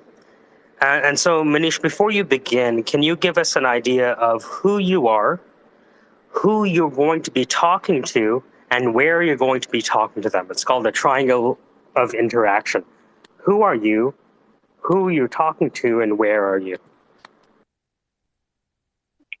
Okay, so I'm Manish Andankar, and I recently founded a company, Vatham Business Solutions Private Limited, and I've been invited to talk to the audience, um, like Wadley Mappers.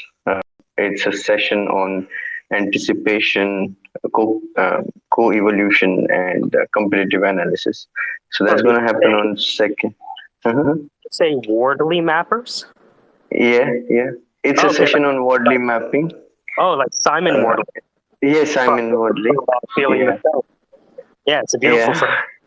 Yeah, Simon yeah. Wardley, one of the most powerful people on our planet right now.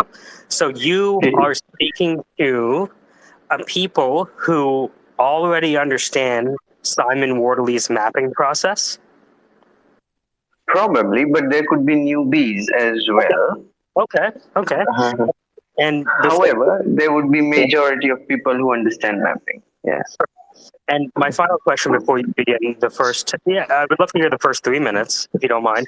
But what Mhm. is your desired end result once you're done talking? What do you want their reaction to be? Yeah. So my track is anticipation, and I'm going to share my experience during the pandemic, right from the first wave, and how I have experienced things changing from physical to virtual space. And during that journey, how I mapped and anticipated how things are evolving. So before founding Wortham, I was working at KOCH Coke company, and I was managing the team of 17 plus people, the ID folks, right, the developers, and other good people. And then our journey as a team and how I saw things evolving during pandemic. And while I share my journey about anticipation with some maps and some of the bold tweets I did about like 2 years from now, this is gonna happen, or maybe, and the reality check on the existing companies that are already building stuff there. And we talked about metaverse, right? And how marketing is creating stereotype with all these goggles in front of our eyes, and we feel like we are blinded, waving our hands in the air just to make do the work done maybe 6 years from now. Reminds me of Jarvis, maybe. But there's one use case around uh, the development of uh, wireless battery powered contact lens, which is fully functional AR by Mojo Vision. So I want to end up with a note while I was anticipating this thing to say that Wadley mapping is not a crystal ball. The future is unknowable. So I start off with a couple of disclaimers and then end up with my own statement, which says it doesn't matter who anticipated the thing first, but what matters is how you use it to shape a better future. So in the process, yeah. So, yeah, let's hear the first 2 minutes of the presentation, please. Yeah, so the first 2 minutes, well, I introduce myself, saying, hello, everyone. Thank you for joining me today. I'm Manish Andankar. I'm founder and CEO of Vatam, um, and with 13 plus years of experience in IT and an apprentice Wally Mapper. And since my track is anticipation, I'm gonna start off with a tone that one of the things that fascinates me about Wally mapping is its capability to help the mappers anticipate the change. However, the future is unknowable and we must expect the unexpected. So my title is the same, Expect the Unexpected. And then I start with a couple of disclaimers. One is Sivovich's law first, saying whenever you prove who was first, the harder you look, you'll find someone who was more first. And saying that any attempt to anticipate the change with this understanding helps one to remain humble and focus on the change rather than focusing on who was the first to influence it. And my second slide is uh, around, the second disclaimer is about the future. Um, uh, what William Gibson said, the future is already here, it's just not evenly distributed. However, the statement could be harmful for people who don't use it in the right context. Um, and the contemporary innovation, invention, and discovery gets a lot of media attention, right? Public attention, especially when it is monetized and sold as our future. Um, as an example, metaverse maybe. But however, as an intelligent being, maybe we also should understand that all the elements and forces that we leverage to advance our capabilities are offered by the nature itself, right? I mean, there's a lot of inspiration we draw from nature, and but we boast that we created the future. And when we anticipate the future, we must also approach it with that possibility that the elements necessary to shape the future already exists in the nature, and it's just not a commonplace yet. So that's the crux of the statement from William Gibson, and should not be misconstrued uh, for any other purpose. So maybe this would complete 2 minutes of time when I start my first Yeah. mapping slide, the map slide, which talks about work from home, and my experience, like during the first wave of COVID, me and my team had a very tough time trying to adjust to the new ways of working, because we were forced by the prolonged need to work remotely, especially when locked up in our homes. In the process, we recognized certain new set of needs to be able to effectively work from home. For example, a quiet place, right? And having family members around wasn't quiet at all the time, sometimes, right? You have to really find a corner. Actually, was in my native place, so I had to actually find a corner around and lock myself up until interruptions become a commonplace, right? So people understood, right? People all are working from home, and having your kid pass by or just hug you during the call is okay. Uh, then other factors, and I'm gonna talk about those like stable connectivity, ergonomics, and stuff, and how I see that evolving into something like pods, maybe an enclosed space, a stable internet. Because in India, and I'm in my native also, internet was not that as stable, and it evolved quickly into a good offerings and infrastructure from ISP because there was a demand and people were spread out. I'm sure all the New Yorkers they spread out to their native place, and they find living near their actual native homes to be more fulfilling, right? I was Talking, go ahead, go ahead. going to say that Hmm. I like the content, but I Mhm. might suggest a resequencing. You know, the what we did with Emmy was when Emmy initially presented his speech, he Mhm. told about who he was, kind of what his background was like, and told him, and presented a lot of information. And Mhm. I guess what I'm suggesting is I think that if you started out with the story, with the point of climax, which is why Wardley mapping used. Mhm. I think, like, imagine if you started off your presentation with the pandemic and the challenge you faced, and about Wardley map as if it's the sword of Alexander that will lead you to defeat it.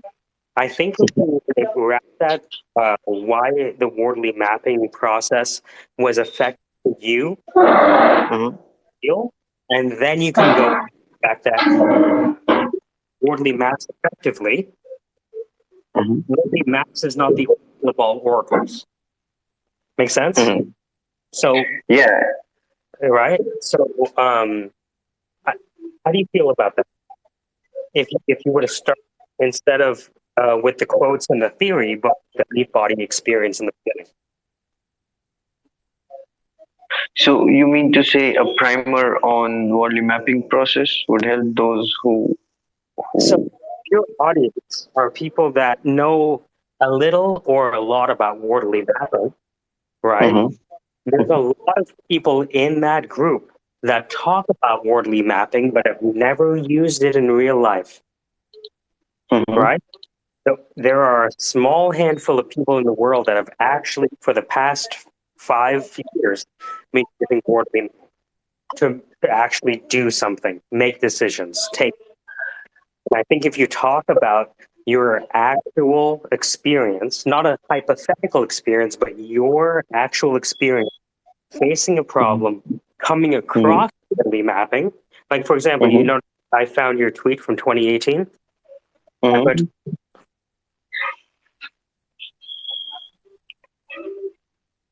right, this is your tweet So from yeah, the voice broke. You said you found my tweet from 2018. yeah, yeah. I Mhm. just I'm putting it to the top right.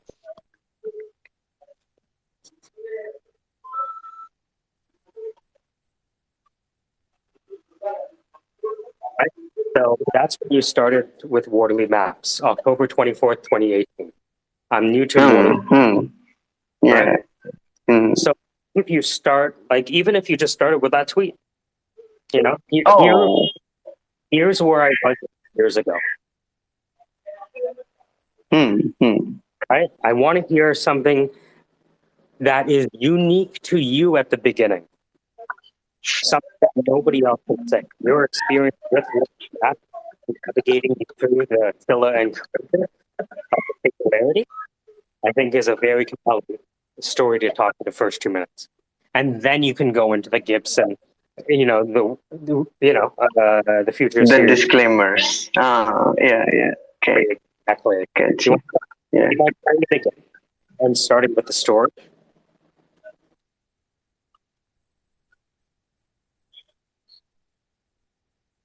So you're Yeah, suggesting I start with that content in the between uh, yeah. So, before disclaimer. I want to Okay. I want to hear your presentation again, but Mhm. start this time with the situation you were presented with 4 years ago. Mhm. Make sense? Because that Yeah. lesson from the trenches, that story from the trenches, is going to be more impactful than any of the theory you're going to present, because that allows them to connect with you as a human being. Yeah. Yeah. That makes sense. Um, so when I introduce myself, we assume I've introduced myself, Yeah, go ahead. and uh, it may not be the same tweet that you put up here because it talks about application on the team. Mhm. But then let's try to say that as well. I may try to create the speak something in between, maybe from top of my mind. Um, Let's start from the top. Action whenever you're ready. okay. Just hold on. I'm gonna mute myself. Mhm.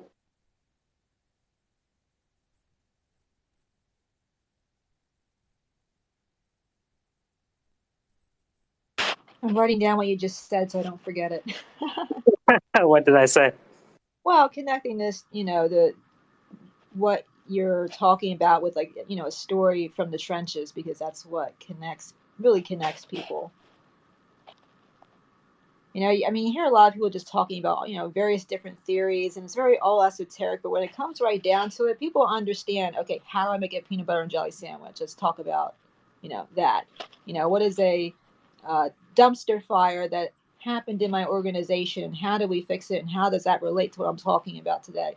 You know, those sort of connections are the sorts of things that people, you know, dwell in, you know, every day, so that, you know, that connection is kind of makes you feel like almost like part of the story, but not quite. Well, the most powerful part of Manisha's story is that when he tells this story, the audience members are going to relate to the story.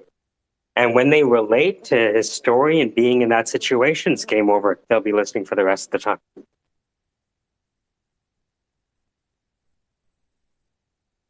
The attention part of it. Yes. And then the interaction. Yeah. Attention is the first token you get. Right? The first token you get from your potential prospect is their attention token. Right? And then the second is the interaction token. Right? The first time you adapt in the chat, you know you've done your job. If the chat is dead, you know you've done. Right? So go for the attention. Right? And you gain attention by telling an actual story that's grounded in reality, featuring people doing physical things over time. This is not Oren Clough. This is not anything by Oren Clough change your life. But again, most people, to Sandra's point, are talking about rotating platonic solids in 3D shapes and making cookies that taste better than grandma's. And it's like, no. Just tell me something that happened to you. And if it's authentic, it's a story that no one else in the world can tell. And that's what makes it powerful. Yeah. So I just pulled up my post on volume mapping. Like if you go to wortham.com, there's blog section, and there is my volume mapping journey part 1. I started off with this series, and the part 2 is also there. But to begin, I've shared my journey, the beginning of my journey, on this post. So I'm going to read from there, and I presume. Oh, you want me to take it from the top? Okay. Yes. What I suggest So is let's just hone in on the story of you being presented with a problem and then discover orderly maps and how you progressively learned key insights from orderly maps that led you to make decisions that made actual money. Let's nail that story. Okay. So take it from the top. Hello, everyone. Thank you for joining me today. I'm Manish Andankar. I'm founder and CEO of Wortham, with 30 plus years of experience in IT and an apprentice body mapper since 4+ years.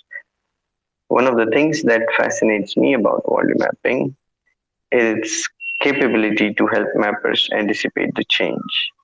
However, the future is unknowable, and we must expect the unexpected.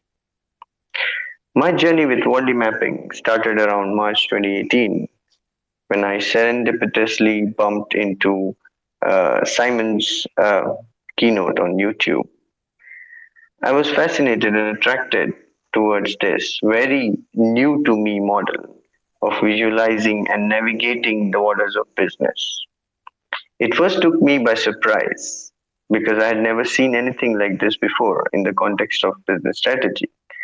I used to think that the art of storytelling, ability to influence or dominate others, ability to speak fluent English, exceptional presentation skills, and high intelligence quotation or maybe quotient were predominant and mandatory attributes for someone to be a good strategist. I believed in this mental model because I used to see these common traits in leaders that I have observed and worked with thus far. will I continue to see these traits? I mean, maybe I'm going too far on that, but um, I can stop here and switch to the point where it uh, helped me in some way. For example, you talked about uh, the team, how you applied, or maybe because I had quite a journey and difficult journey while I applied these concepts on architecture, on skill building, and even solutioning the mm, uh, technical systems, as you say, maybe architecting it and others, helping the team make better choices in technology. Uh, while in one of my companies, the manager asked, "How will I be able to apply it on the team?" And I didn't have any answer to that. Um, so let me see. Okay. Um, yeah. So, sorry, if you don't Mhm. mind, I'd like to start Mhm. again. And I would like you Okay. to jump right in to the Mhm. story. Like, just jump right into the story. Hi, my name Mhm. is Anish, and Mhm. I discovered Wardley mapping a few years ago. And then I want to go Mhm. right to the problem, right? Like, Mhm. what Mhm. is the reason that Wardley mapping was so important? Mhm. And it's not like, it's very difficult to do this, but instead of talking about the ideas, I want you to tell me what happened. You were there, you're sitting in your chair, you're watching this video, and you're realizing what? And then you tell Yeah. make it really real with people. Try, Yeah. Yeah. yeah, let's go. Um, Yeah. well, I might need to find the tweet where I said it expanded my mind, but then that's a very generic statement. Um, So talk it, yeah, just talk it out with us, because if you can do it effectively without the slides are only going to make it you go from good to great, right? But let's start yeah. again from the top. But just instead of introducing too much about yourself and your background or Mhm. anything, just right into the story. I want Okay. this to be a case study. If this was going to be the case study of Wardley mapping, how did it affect you? That's whenever you're ready. Go ahead. Okay. I might need to find the content, which you said. What stop? What's the what's something that I wanted to uh, or make sense when I share about that? I mean, do you?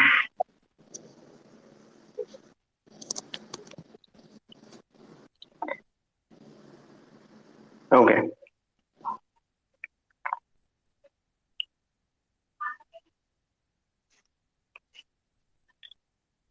Let me mute and find something for Sure. that. Yeah, this is good. Wardley mapping is one of the most powerful way on the planet to understand how trends work and how S curves work and how ideas go from genesis to custom implementation to product to utility. So Wardley mapping is so huge. And by the way, Wardley is the guy behind Ubuntu Linux, which has 70% market share of all cloud operating systems on the planet. So it's not like the guy's a slouch. That guy lived that life.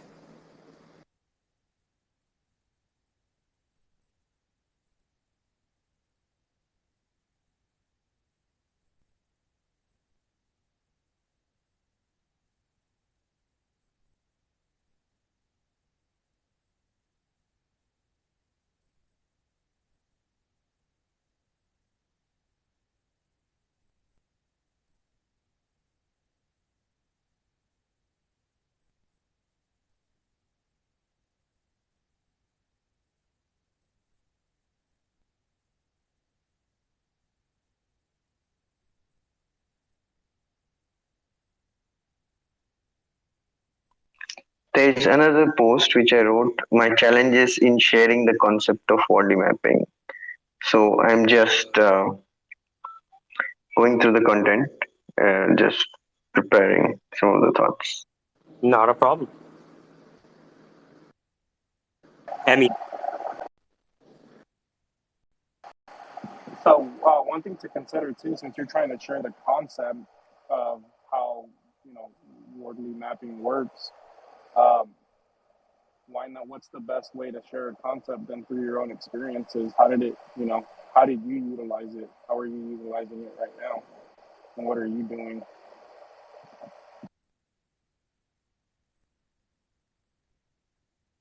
Was there a question to me?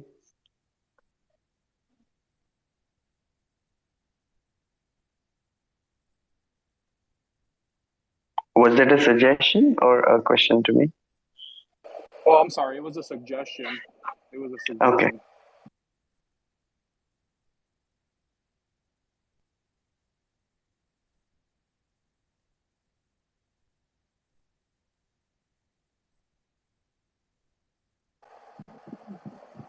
Yeah, the suggestion was like, what experiences have you had recently utilizing this, and how did it affect you? Not just talking about the concept of what can it do, but what has it done for you specifically.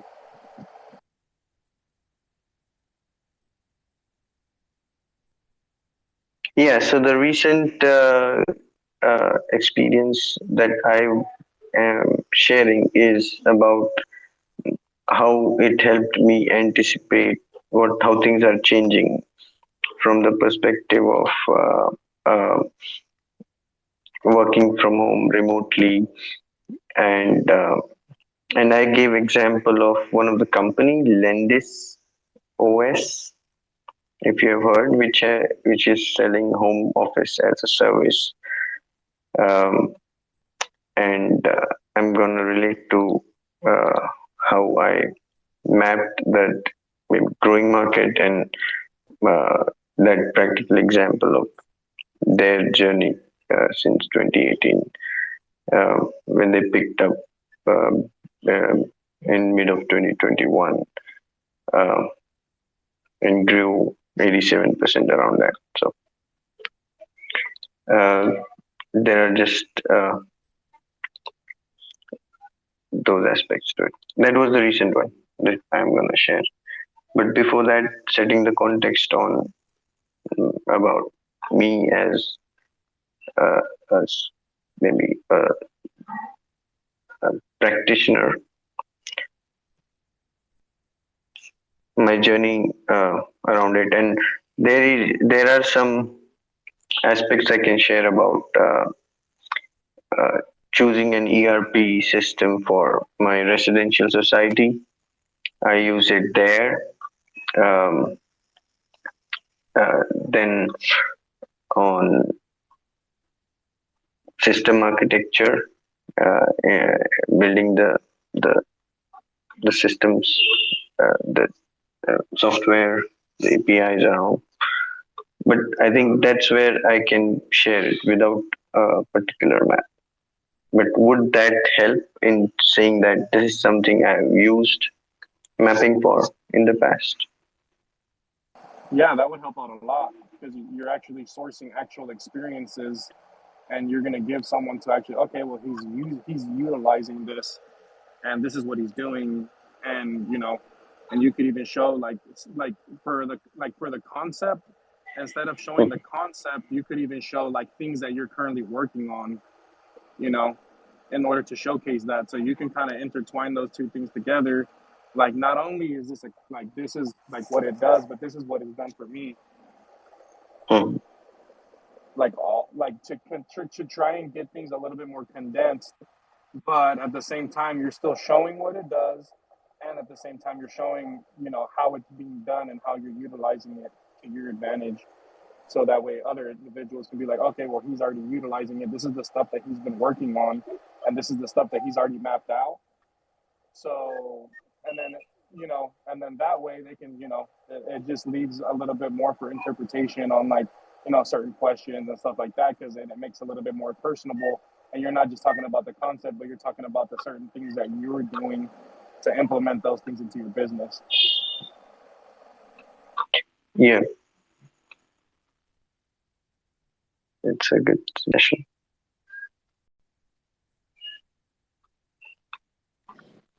Incredible.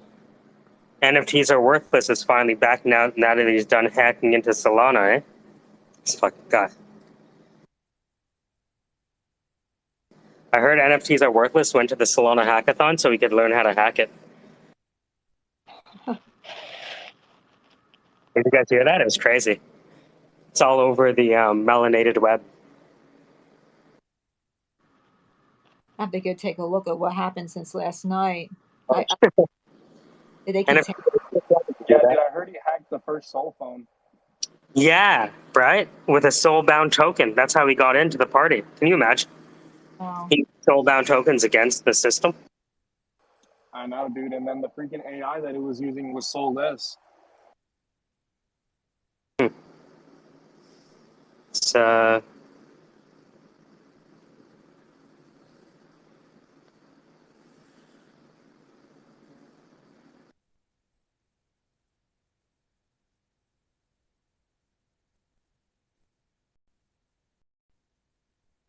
Is that whole thing still ongoing, or did they stop it?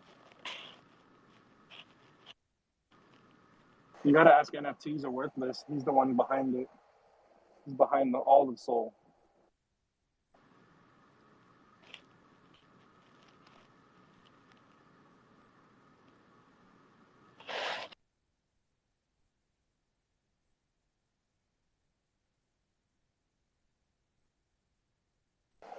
Yo, what up, fool? I haven't heard from you in a minute. Where you been at?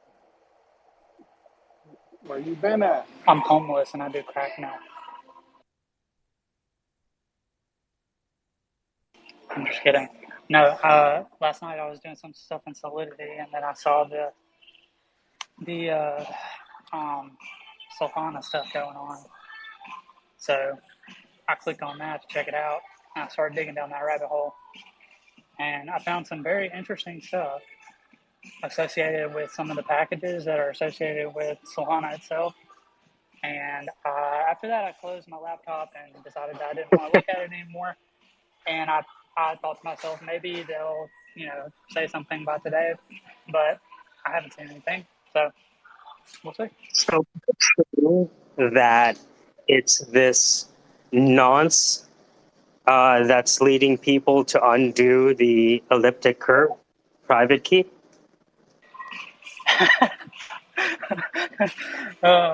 Last night they were saying something.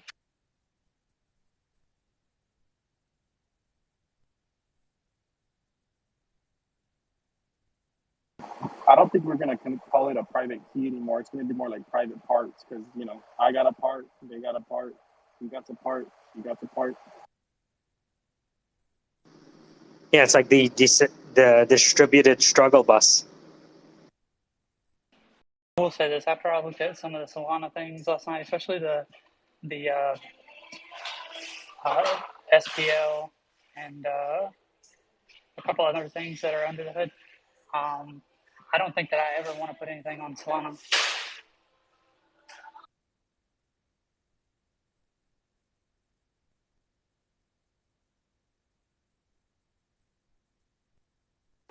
Well, I mean, the fact that they can just freeze your wallet if you're a fucking bigwig. Oh yeah, everybody, let's just vote. No, fuck this guy. He has too much money. Fuck him. We're not gonna let him take his money out. Who does this guy think he is? Democracy to the extreme, quote unquote.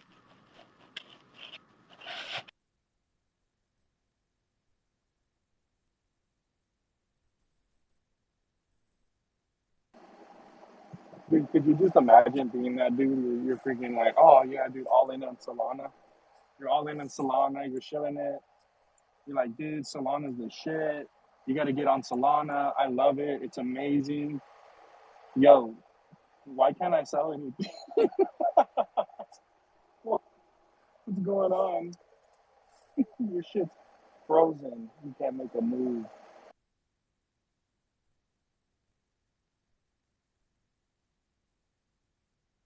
Well, people often have to evolve and you some people evolve more through learning and experience, and unfortunately the experiences aren't always good ones. But I would hope that whether you're a guppy or a whale going through that experience, you learn and better yourself from it and understand what you're getting into.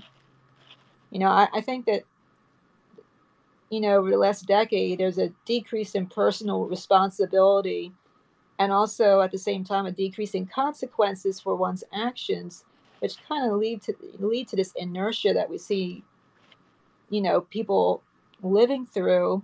And as the pendulum swings back the other way to more accountability, more consequences, I think before we get to the golden mean for that, people are going to experience good and bad experiences, and unfortunately that's just the way life is. So, so life is full of angry lynch mobs that if something bad is to happen, they can revert to their savagery natures and say it's all about me, and dictate someone else's well-being by shutting them down. I, I have it hard to believe.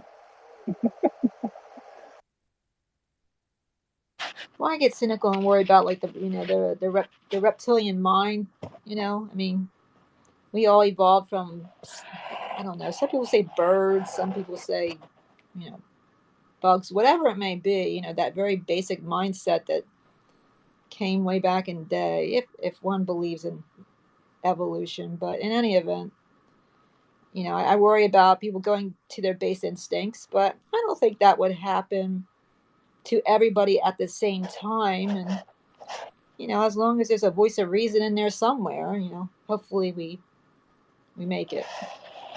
Yeah, but wouldn't that be considered like de-evolution?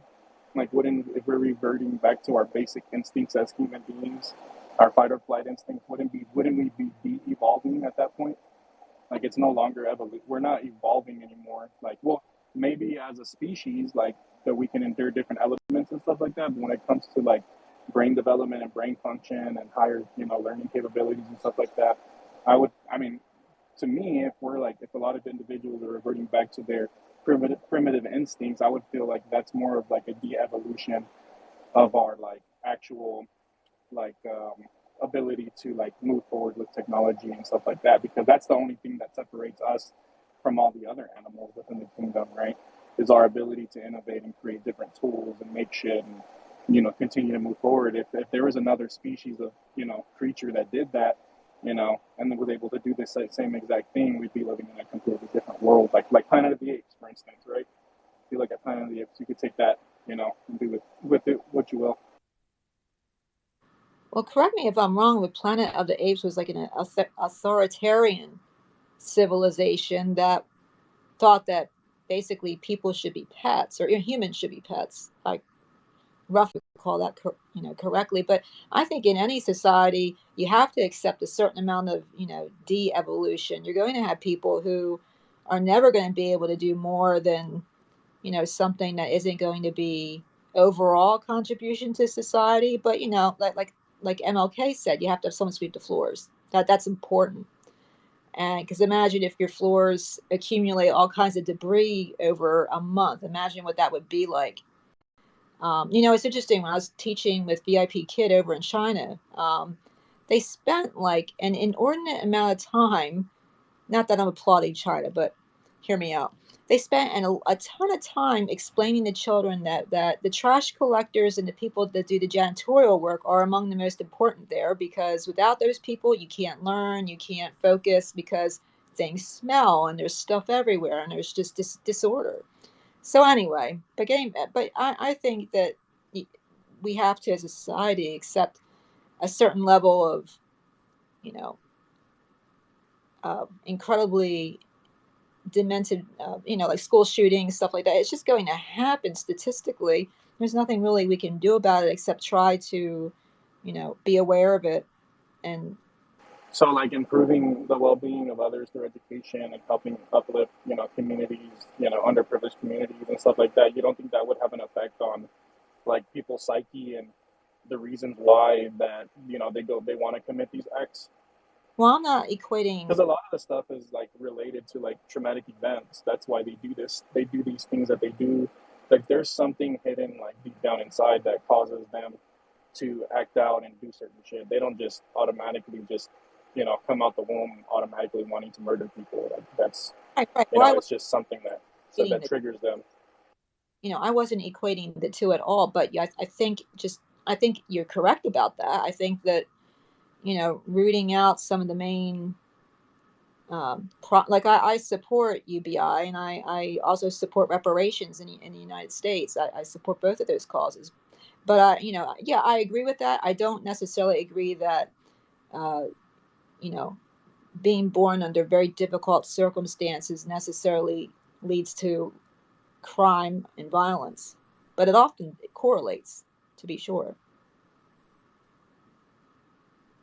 And I think we should do something about it in general. I'd love to see like a Star Trek society where, people can choose to do what they love to do, what their passion is, or they can choose to do nothing. I mean, ultimately, I think people want to be productive. They want to have meaning in their life, and ceteris paribus, and that sort of society that people will do what they feel they're meant to do and what they're passionate for. That would be an ideal society to me.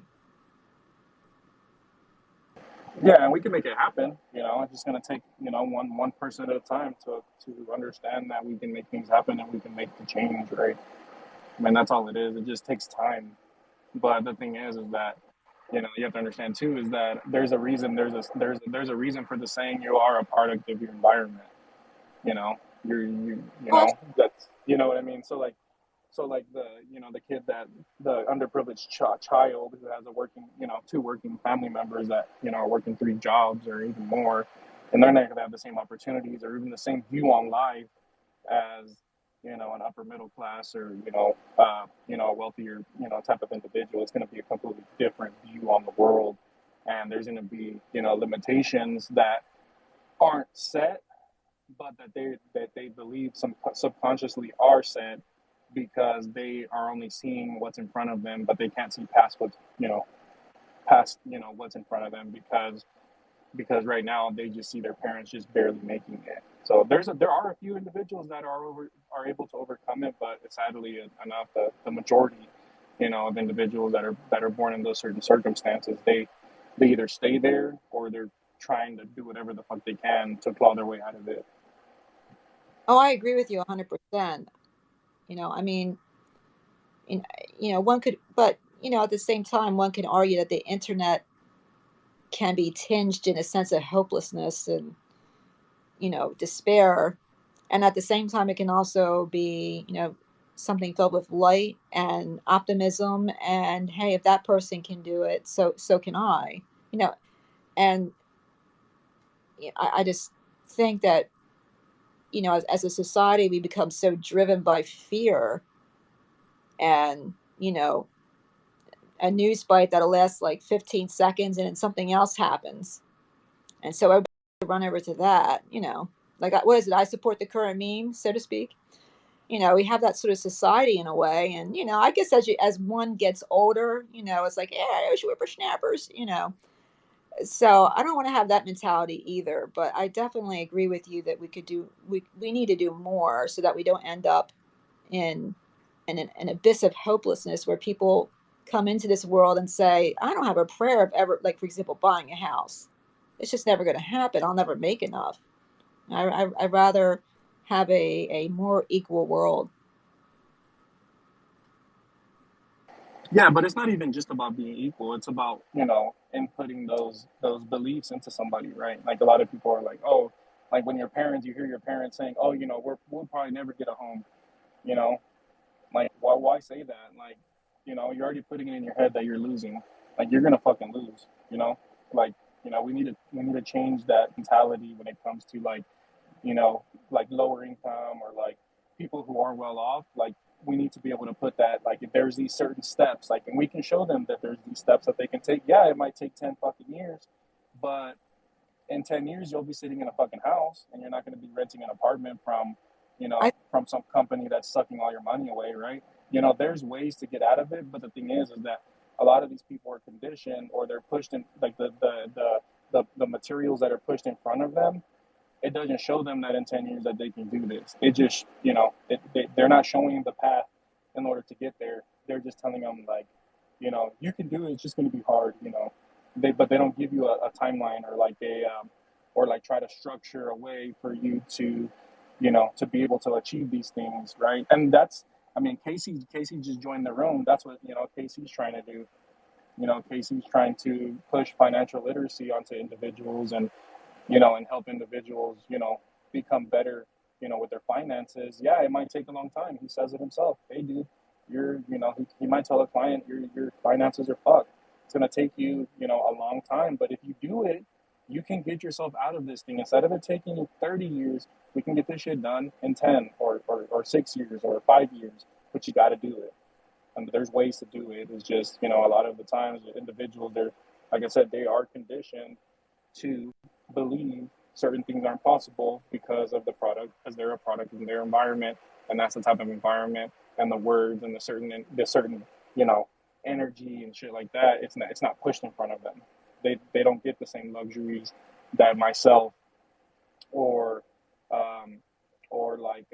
like I said, upper middle class individuals, or or the wealthy people, or just regular individuals who don't really have too much to have to worry about.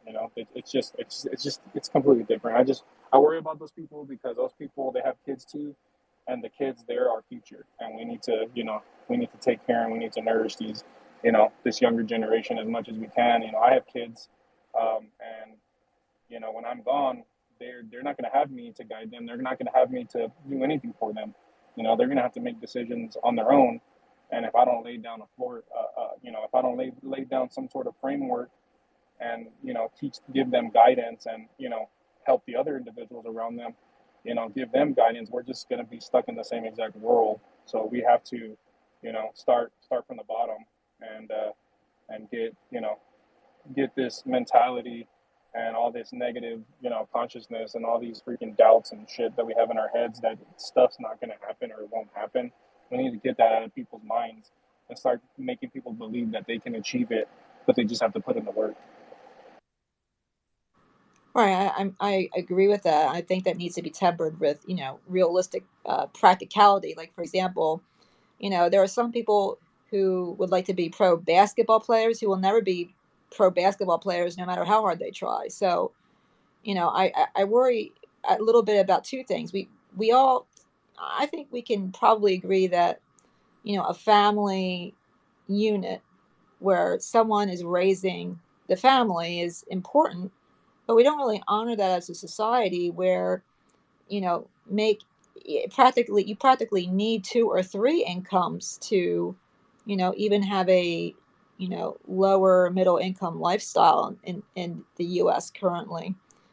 And the issue there is it's really easy to just blame, okay, well, it's the Federal Reserve's fault because blah blah blah blah blah. But but it's more of a, in reality, it's more of a systems problem. And if we really want to honor a commitment to having someone who is always there for the kids, then we kind of have to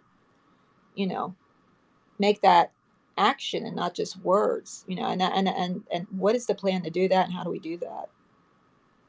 Yeah, and I'm doing it right now. I have a salary of $75,000, and I have a wife at home. I got 2 kids at home. I got a car bill. I still pay rent. I'm in the process of getting a home. I'm doing it. I'm doing it right now because I can tell these people, and I can show them. I said, look, this is what I did. Did it fucking suck? Yes, it sucked ass. I had to cut a lot of expenses out of my life, but I want a house. I want a better life for my kids. And I want a better life here on out. And if I don't do this shit now, when I'm 30, when am I going to do it? When I'm 40? When I'm even more tired? When I'm 50? When I'm even more tired? No, I got to do this shit right now.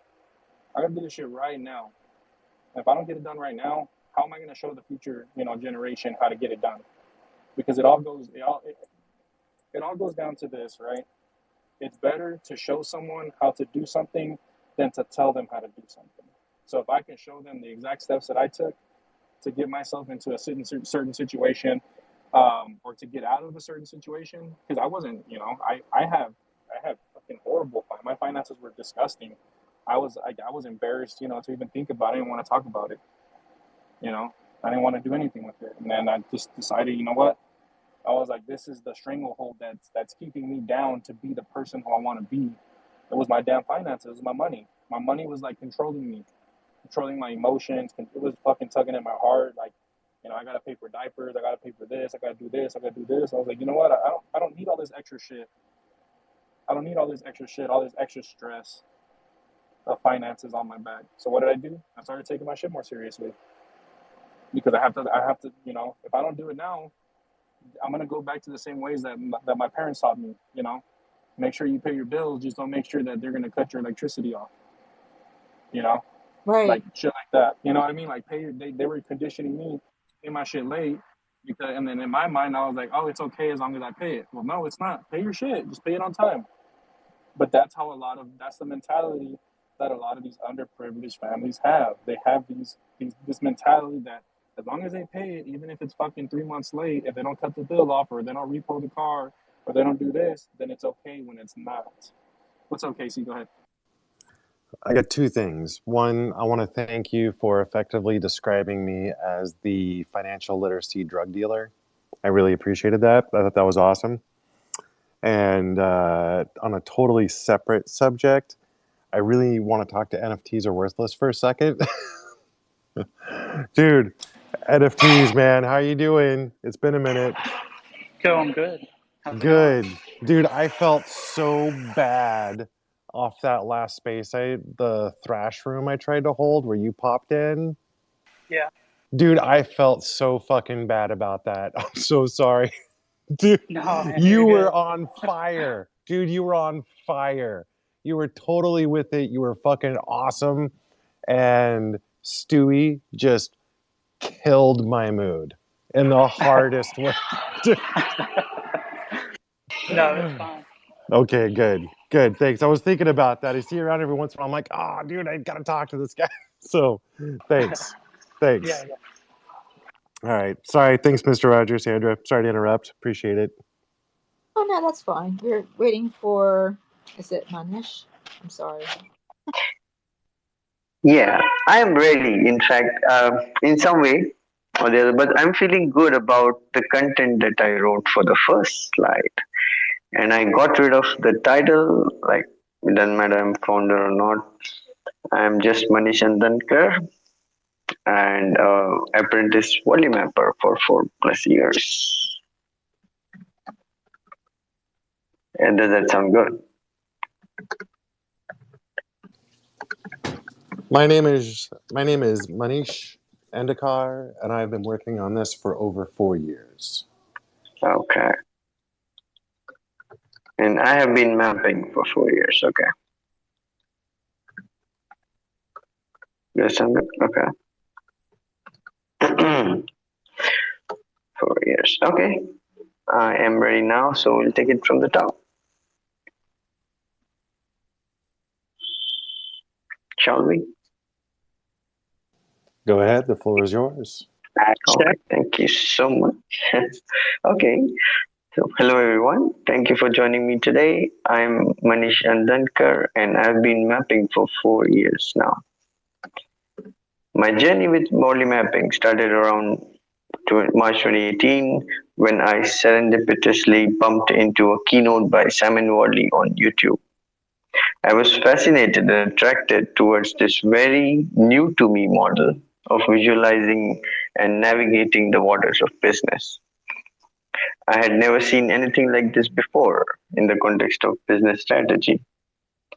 I used to think that the art of storytelling makes a good strategist, but the concept of evolution from genesis to commodity with an ability to visualize a value chain expanded my mind for good. When I became a treasurer of my residential society in 2019, running the business was completely manual and utterly cumbersome. I mapped the needs of our residents and the needs of uh, our residential welfare association to run the business smoothly and efficiently. This helped me choose a startup called MyGate over its more established competitor because of some differentiating factors that helped us manage security and ERP based on our current needs.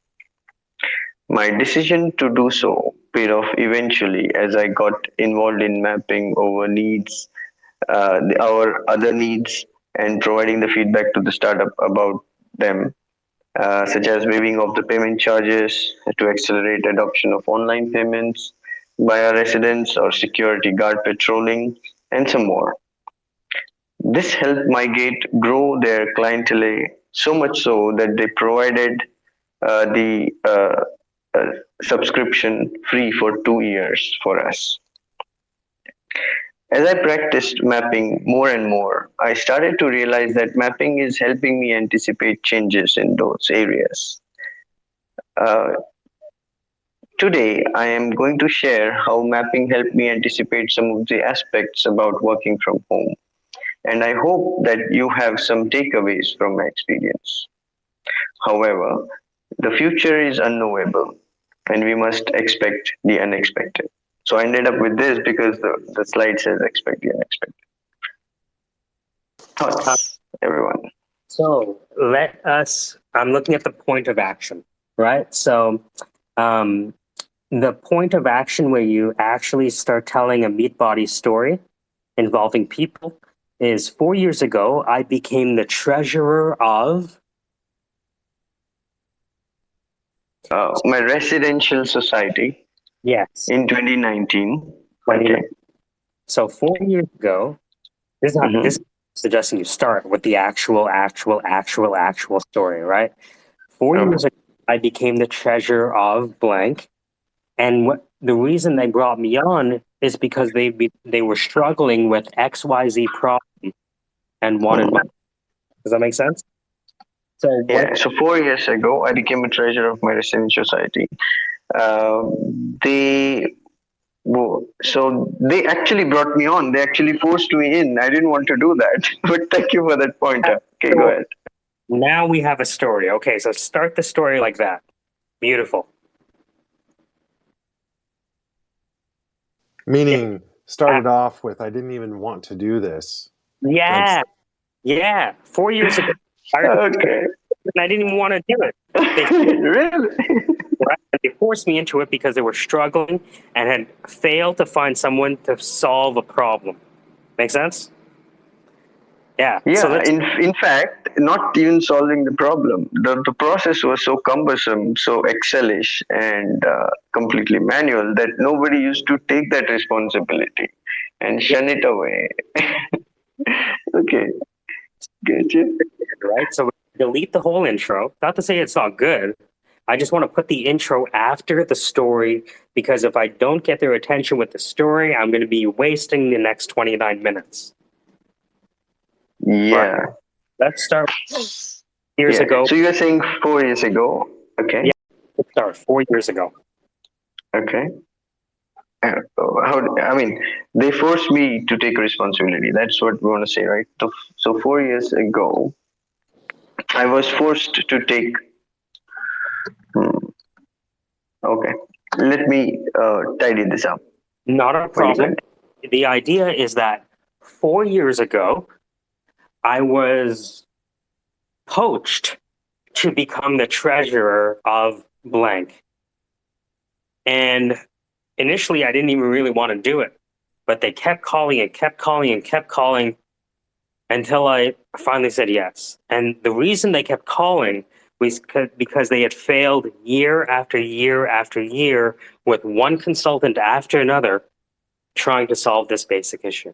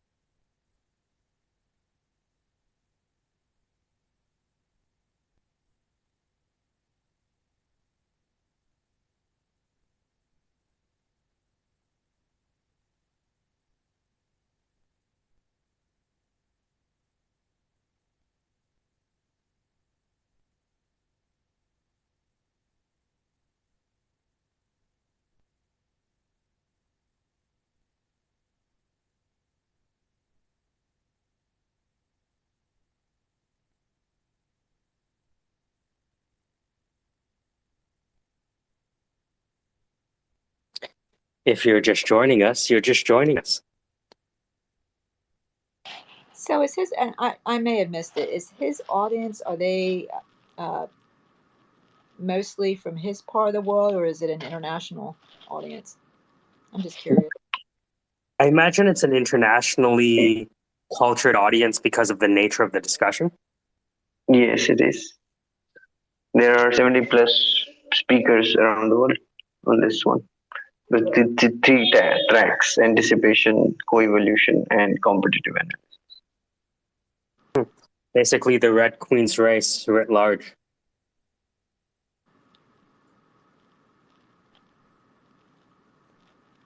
So what's the latest on Solana? Anyone know? Good question. Let's see. It's trash. How dare you? Money go bye-bye. Tears say hello. Oh, That's- Lots of tears, I'm sure. I think it's a supply chain attack. I think it has something to do with like the byte code conversion packages and something associated in there. So it was a multi wallet attack, right? Yeah. Through Phantom, and the exploit was given to a bunch of people who then made use of it, right? They all use the same packages and stuff. And a lot of those packages, they haven't been touched in years. They have dependencies that are eons old. Right, which is why they were saying any wallets over 6 years old are especially susceptible, right?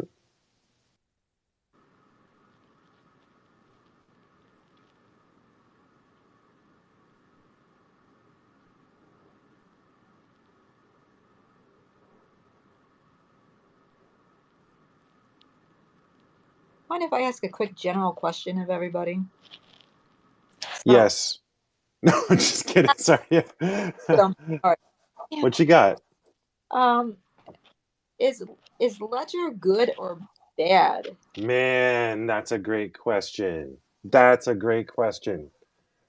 I love that question. I'm going to say something, and then I want to know what NFTs thinks.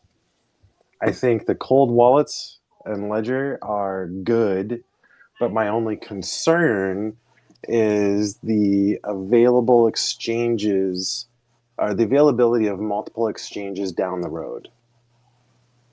So if I use a ledger off of FTX, and then in 5 years FTX is no more, am I still okay? Basically. It's all insecure by design. Burn it all down. Ask it. Oh, that's not the happy answer I was looking for. Yeah, I was just trying to be realistic. I agree. Have an external hardware wallet. The only thing that really protects you. I mean, all it is just a device to hold the messenger of the product that's actually still on chain. In reality, if you have the information that's on, the external, it doesn't really matter.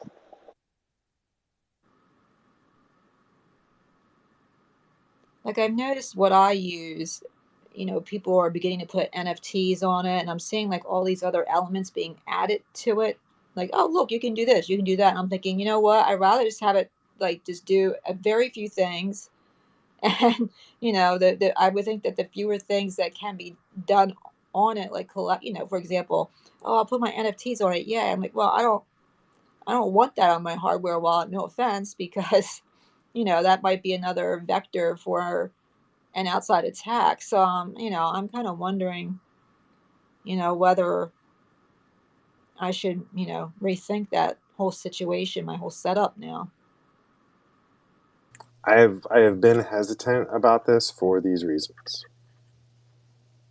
It's all insecure. I mean, it's like even today. I mean, if you can go get an EV certificate for your software that you're going to sign, for example, and you go through the verification process. They verify your business. It's like a week thing. They send you a USB stick in the mail, and this package, and you just trust that there's nothing on the USB stick, and you plug it in to the development machine and sign your stuff. I mean, it's hello. I mean, it's nonstop. It's everywhere you look. Oh, NFTs, I have a question for you. Uh-huh. I was contacted by, through someone I know. The company is called IT-Harvest. IT-Harvest.com. I just wanted to get your initial reaction from it, and if you thought it would be better than every other platform on the world offering information about cybersecurity organizations around the world. I want to know if this can outperform Gartner and every other think tank on the planet with regards to cybersecurity reconnaissance. Okay. For itself, not just like looking for, like, I'm just talking about information about the players.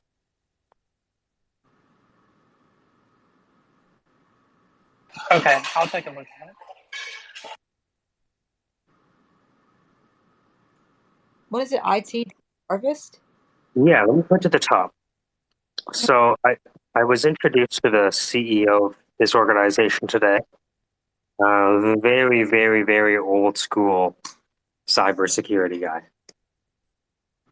And he's been building a platform that is now starting to get very, very popular among industry analysts, as well as executive recruiters in the cybersecurity space. And it's because of the platform he's built and who's involved with the platform and the data that the platform provides.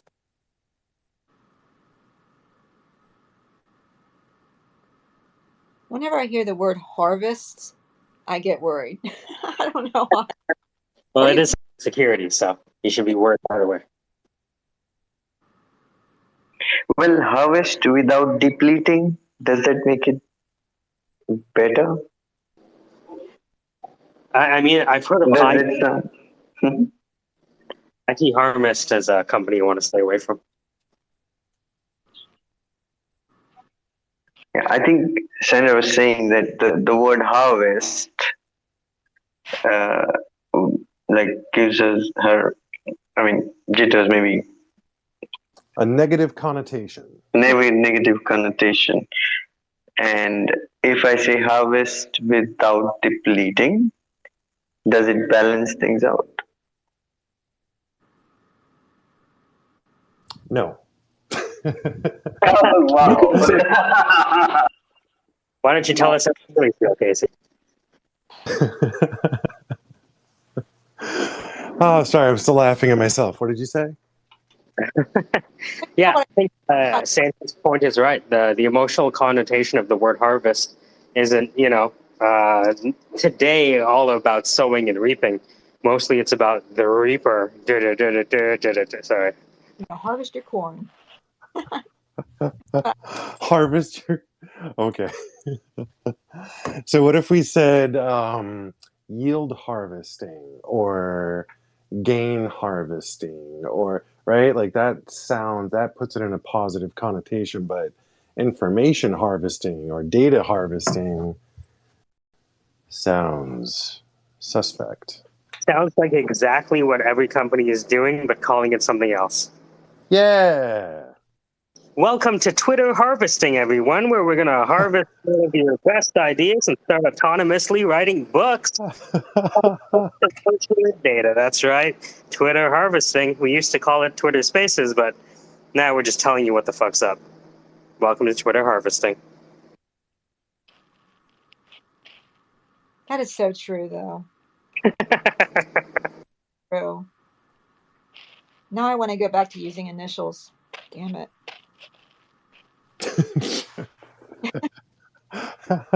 Now I just want to hide. I'm all done. I'm ready to go hide now. Yeah, I'm all done. Yeah, but don't hide on Twitter, because Twitter developers has the APIs that you can connect without even logging in. And whenever you log in, everything you say, if you're a live version, especially in Spaces, I can start recording all your words and do clips and all your freaking messages that you send back and forth in real time. Yeah, I would hope you would do that. You know you like it. You know you like it. Please, let somebody else do the I fucking. love it. Take it off my hands. That's what I was doing with these random people with VGX that's been popping out of the woodwork, which is really strange because they've been popping up since May. For real. For real. Here it is. Every day I see that space up, I want to just go in there and tear it down. Just burn that shit to the fucking ground is all I want to do. Yeah, but it's strange because, they showed up and changed all their handles in May. I have it date stamped. Mm-hmm. Nefarious motives. It's not hard to figure out the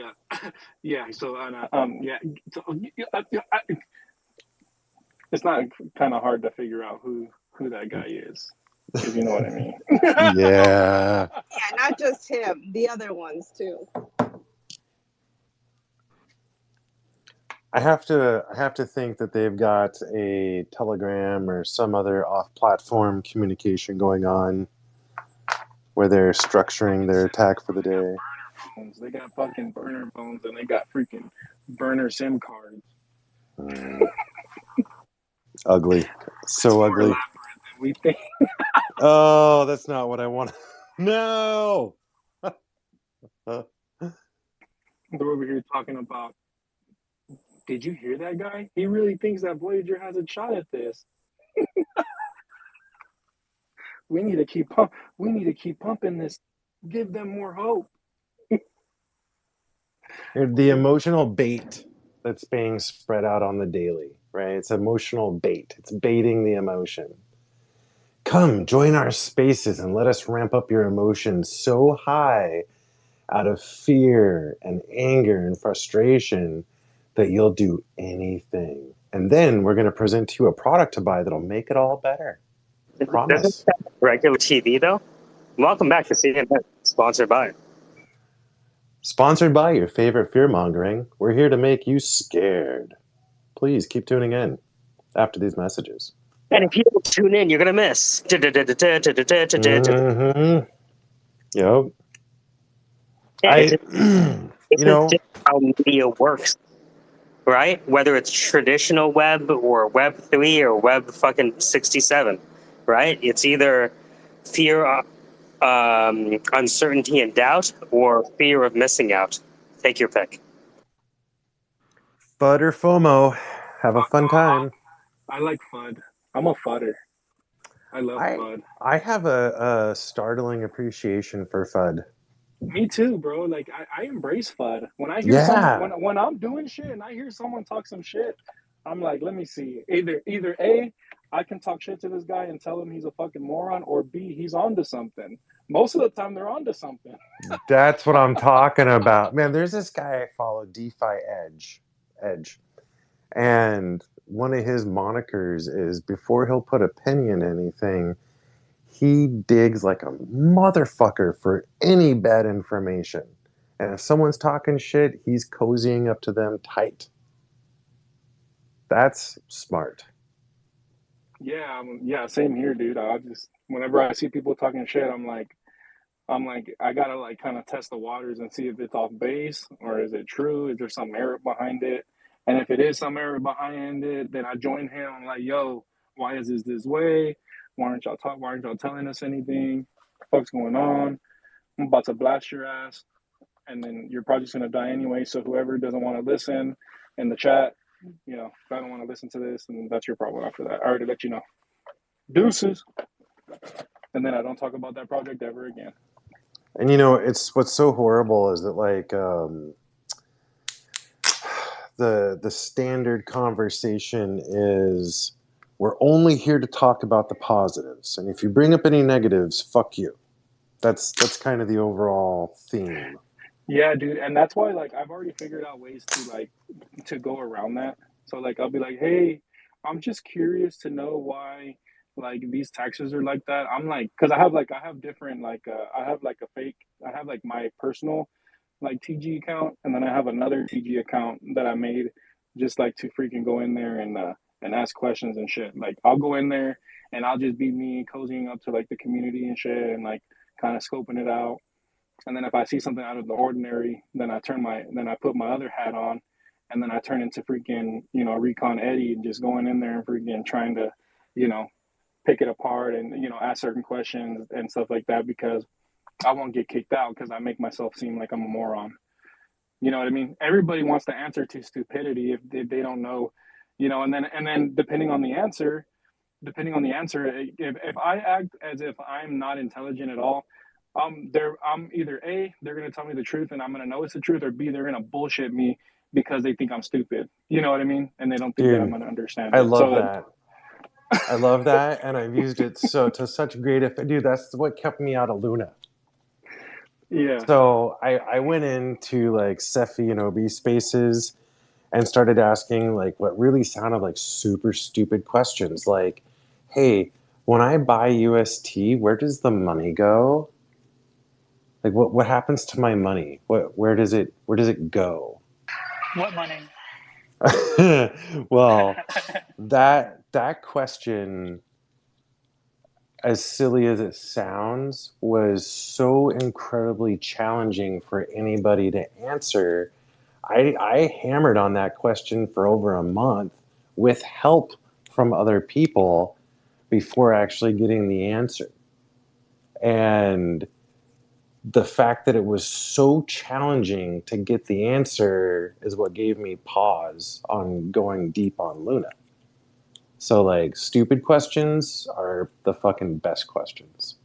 exactly, dude. Exactly. Yeah, you just gotta find that way in. Like people don't understand. They're like, they as soon as they fail once or like they get turned down, like, no, make another fucking account. Get your ass in there. Freaking, go find out this shit. Don't stop. You can make another account. Like, there's delete this one, make another one. You know what I mean? Whatever you got to do, get your fucking ass back in there. You know, and continue the fucking mission. At least at the end of the day, you can sleep better at night knowing if it's a fucking scam or if it's not a scam, and how many people that you could have helped prevent from being fucking scammed. Even if they don't listen to you, at least you made them aware of what the fuck was going on. And if you made them aware and they still didn't listen to you and they get fucked over, you could be like, yo, dude, that's your problem. I told you. I bounced. You didn't want to listen. That's your issue. Don't bring that shit on me. And that's what you got to do. I mean, not only you're protecting your ass, by letting them know, but you're freaking, you're trying to protect them. If they can't see that, then maybe they'll see it the next time or the next time or the next time. But Yep. yeah, you just call these scams out. There's so many out there. It's funny. I've already done my job. I've already called out a few. And Well, so like, and what really gets convoluted in those conversations is the distinction between being able to make money on something and the validity of the information you're being given. Like, But they can't expect them to do that, though. They're selling you their bags. The yeah, whole reason they open bags exactly. to have you buy that which they already have. So we should expect them to approach the situation with any level of honesty. They're compromised from the jump. They were compromised before they even pressed open Twitter space. mm-hmm. Now that doesn't mean you can't get good information. It's just you have to understand. You go to a table. Dude, I've lost a lot. I've lost a lot of money in scam tokens, and I've still called them out. I don't give a shit. I'm not gonna allow someone else to freaking take someone else's money. That's just the person that I am, though. That's just me. Like if I see somebody, in distress down the street, I'm gonna be the one that fucking steps in, and I'm gonna tell them, be like, "Yo, cut your shit, or you're gonna." Dude, have to deal with me. listen, hey, so you and Mr. Roger, I'm just saying I'm tired of you guys talking so much shit about Genius Block because he's a good man. And for you to be sitting in these spaces talking so much shit about this guy, I just... Oh shit, he's here. But it was like I've met me before. Oh, he's here. Oh shit. Oh, sorry. I've met me before, and I don't like me either. honestly. No, but you're that good shit, bro. Like that UTEP Metamucil, and you freaking let it just sit in there, you know? Shut up, Metamucil. Jesus Christ. What the fuck? That shit's orange flavored. It's delicious. If we defrag the metaverse, can we call it Metamucil? What are y'all up to today, man? Oh, we're just having fun, dicking off, having people go through their upcoming speeches and helping them refine how they're providing their material. Right on. Yeah. For what? Any subject really. There's been 2 separate subjects, but okay, cool. Yeah. Carry on. Well, I'm almost. I think I shaped it really good enough to give it a last try. Okay. Yeah. Casey. You ready, Manish? Yeah, sure. So Hey, for those who I'm have, sorry, I gotta ask you a question first. Is it Manish or Manish? it's Manish. M-A-N-I-S-H. Manish. Thank you, Manish. Yeah. Yep. So man is mind and ish is God. So I'm not, but it's just the name. Yeah. So hello everyone. For those who have joined now, you have joined now, right? So hello everyone. Thank you for joining me today. I'm Manish Andankar, and I have been mapping for 4+ years now. My journey with Waldley mapping started around March 2018 when I serendipitously bumped into a keynote by Simon Waldley on YouTube. I was fascinated and attracted towards this very new to me model of visualizing and navigating the waters of business. I had never seen anything like this before in the context of business strategy. I used to think that the art of storytelling makes a good strategist, but the concept of evolution from genesis to commodity with an ability to visualize a value chain expanded my mind for good. 4 years ago, I was forced to become a treasurer of my residential society. I did not want to do it at all because running that business was completely manual and utterly cumbersome. That was one of the reasons why everyone else were also shying away from it. They kept trying to convince me to take this responsibility, saying that everyone else has completed their 1 year tenure at least once, and I'm the only one who never pulled my weight yet. Finally, I agreed to take this up and map the needs of our residents and the welfare association to run the business smoothly and efficiently. Mapping them helped me choose a startup called MyGate over its more established competitor with a differentiating factors that help me manage security and ERP as per our current needs. My decision to do so paid off eventually as I got involved in mapping additional needs and providing feature suggestions to them, such as waiving off the payment charges to accelerate the adoption of online payments by our residents, security guard patrolling, and more. So some more. I helped my it helped my gate grow their clientele so much so that they provided us a 2 years of free subscription or 2 years of subscription for free. As I practiced mapping more and more, I started to realize that mapping is helping me anticipate changes in the areas of my interest. Today, I'm going to share how mapping helped me anticipate some of the aspects about working from home, and I hope that you have some takeaways from my experience. However, the future is unknowable, and we must expect the unexpected. So that's a couple of minutes, I guess. Thoughts? Very compelling. I like it. Thank you, Sandra. Others?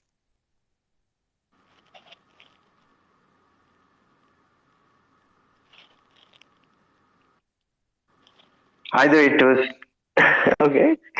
No reactions, maybe. Yes. Oh, that was a good speech, man. I'm sorry. I was waiting for other people to like. Like, I'm always like nervous when I talk over people. But no, that was a really good speech, man. I like it. Thank you, and I really appreciate everyone helping me shape that. I mean, thank you so much. I really appreciate it. I think I like the part where you dropped that they made you be the treasurer of your neighborhood just because to spite them. Like, I got to mention that because I don't want to fucking do it.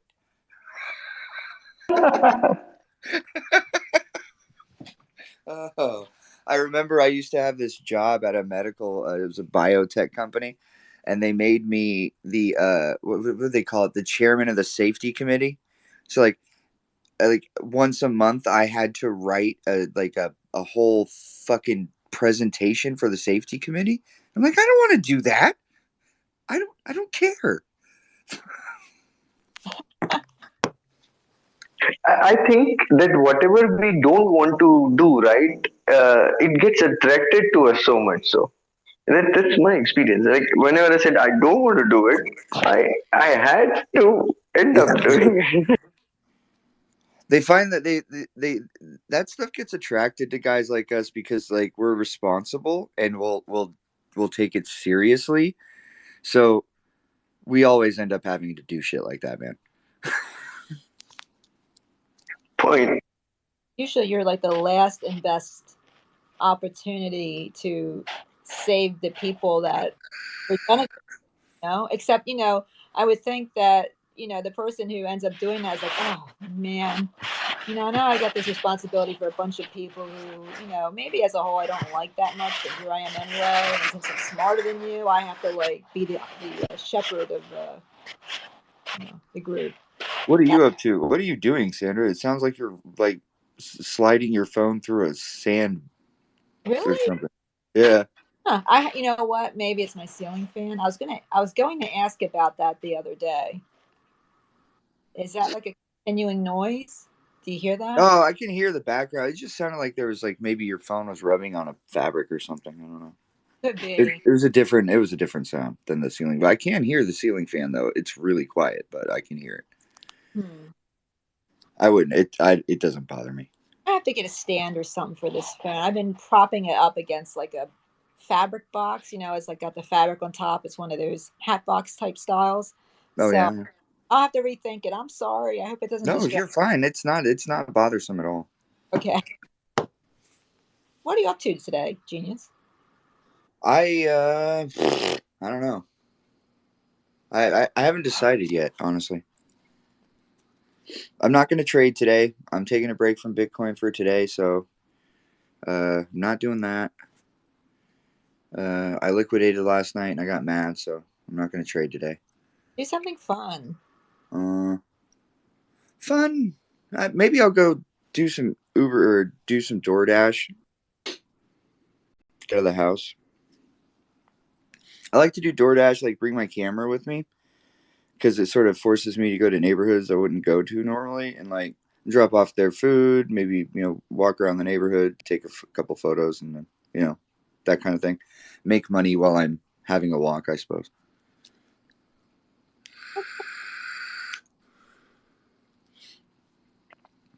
Once in a while, I used to drive around on like trash day and look around to see what people were throwing out. I mean, not necessarily get out and trash pick, but just look around. You'd be surprised what people get rid of. Like I found a bunch of like Guns N' Roses shirts from the '90s. And Oh, that shit's valuable, man. People pay a lot of money for those vintage band shirts. oh, I know. I that was a very pleasant month afterwards. I'm like, oh, thank you. Free to decent amount of change. Yeah, man. Here in Portland, there's a bunch of like curated vintage stores. I wouldn't call them thrift shops because they're not thrift shops. They're like really well curated vintage stores that only carry like certain kinds of stuff. And there's a couple of stores that sell band T-shirts from the '90s for like $200-300. I know, isn't that amazing? It's And crazy, yeah. if I had the money, I'd probably buy some myself. But I certainly appreciate the people that can afford that, buying them. That's for sure. Over the years, that's rescued my butt many times. Yeah, having the ability to recognize things that you can flip for a profit is like a hugely beneficial thing. Like I do it with a lot of stuff. Because I do photography, so I oftentimes will buy like vintage film cameras from Facebook Marketplace, and I can flip those for a little bit of a profit. Watches, I'll flip watches for a profit. Definitely. Usually for me, over the years, it's been, vintage, and then I've kind of arced into antique textiles, and I learned an awful lot about Chinese textiles from a guy named Paul Haig, who, kind of took me under his wing and, showed me things. And, because some things you have to actually hold in your hands to learn the Yeah. from the real thing. Yeah. And so it's been fun. I got into fashion a while ago, like several years ago, and I've been going around thrift stores recently, and so I bought suits and shit for work, but like I didn't have a lot of money, so I went to like H&M and bought suits. Right. And they're fine. But I've been trying to go out thrift shopping and build up a collection of like better suits, like vintage but nice. Right. That's been my thing recently. I just got a linen Calvin Klein jacket. It's like a khaki color. It's like a sport coat. It's from the 90s, and it's handmade in India. It's from the line of clothes Calvin Klein did, like linen clothes that Calvin Klein had made in India back in the 90s. I got it for $8. Good deal. Yeah, I was like, oh shit, this is fancy. Very nice. I like linen. Like the madras, the plaids that come out of India or can be very, really cool stuff. And I like it when I find, like, sometimes I'll get really lucky. I'll find like shark skin, the fabric that kind of glows Yeah, the color. yeah. I find those once in a while too. It's always fun. You never know what you might find in a store like that. Oh yeah. Every once in a while, you can find a cool like vintage computer too. That I'll buy the shit out of those. I saw an Apple II for sale on Facebook Marketplace the other day. It was fully complete and it worked. And man, I almost bought it, but I don't have anywhere to put it. I would want to display it, but I don't have anywhere to put it. When you get to that point, something has to happen. Decide what you can, maybe you can put this one away, and then that way the other one, you can get the other one. And Yeah. Oh yeah, I do that a lot. Buy two of something so that I can put it away, like leave it in the package and then sell it later. right. But I mean, in your own personal collection, you have to curate it constantly. Otherwise, you do run out of room. Oh yeah. And I hate clutter. I really hate clutter. Like I cannot work in a cluttered room. Oh, that gets on my nerves too. But sometimes I feel like, well, okay, I have to either declutter or be somewhere else at the same time. So, but right, that Yep. should be a priority. Yeah. Because collect things, that can become like a real struggle.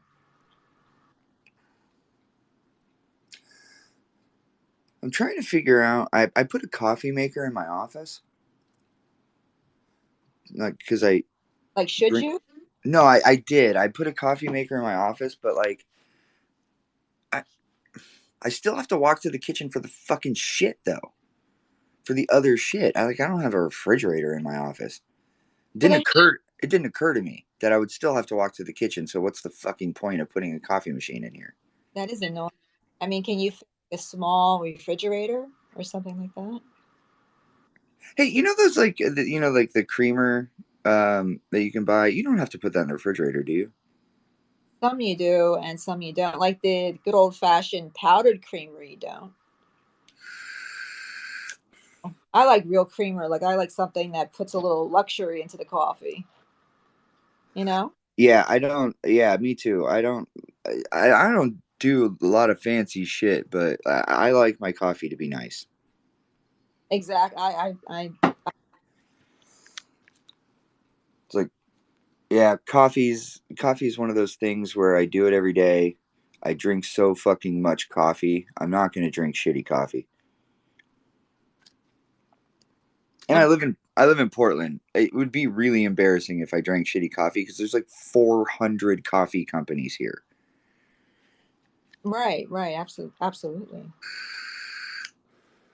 Oh, you know what other company is here that I just learned is here and I didn't know is Tazo, the tea company. Oh, no kidding, really? Yeah. Yeah, their headquarters is here. I didn't know that. They have a really small building. It's weird. I expected it to be bigger.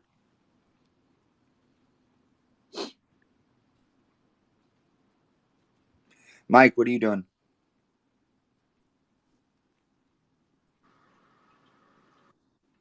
He's being a strong silent type today. He's preparing his OnlyFans account.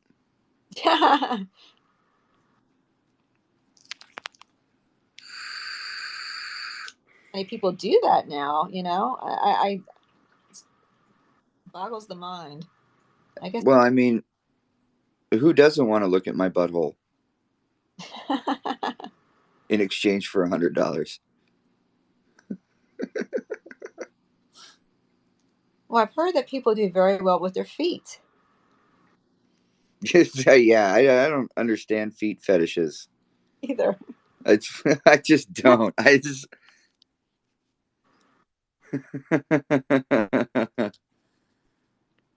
Oh yeah, Amy just texted me. She's trying to come up, but Mike isn't there. Oh.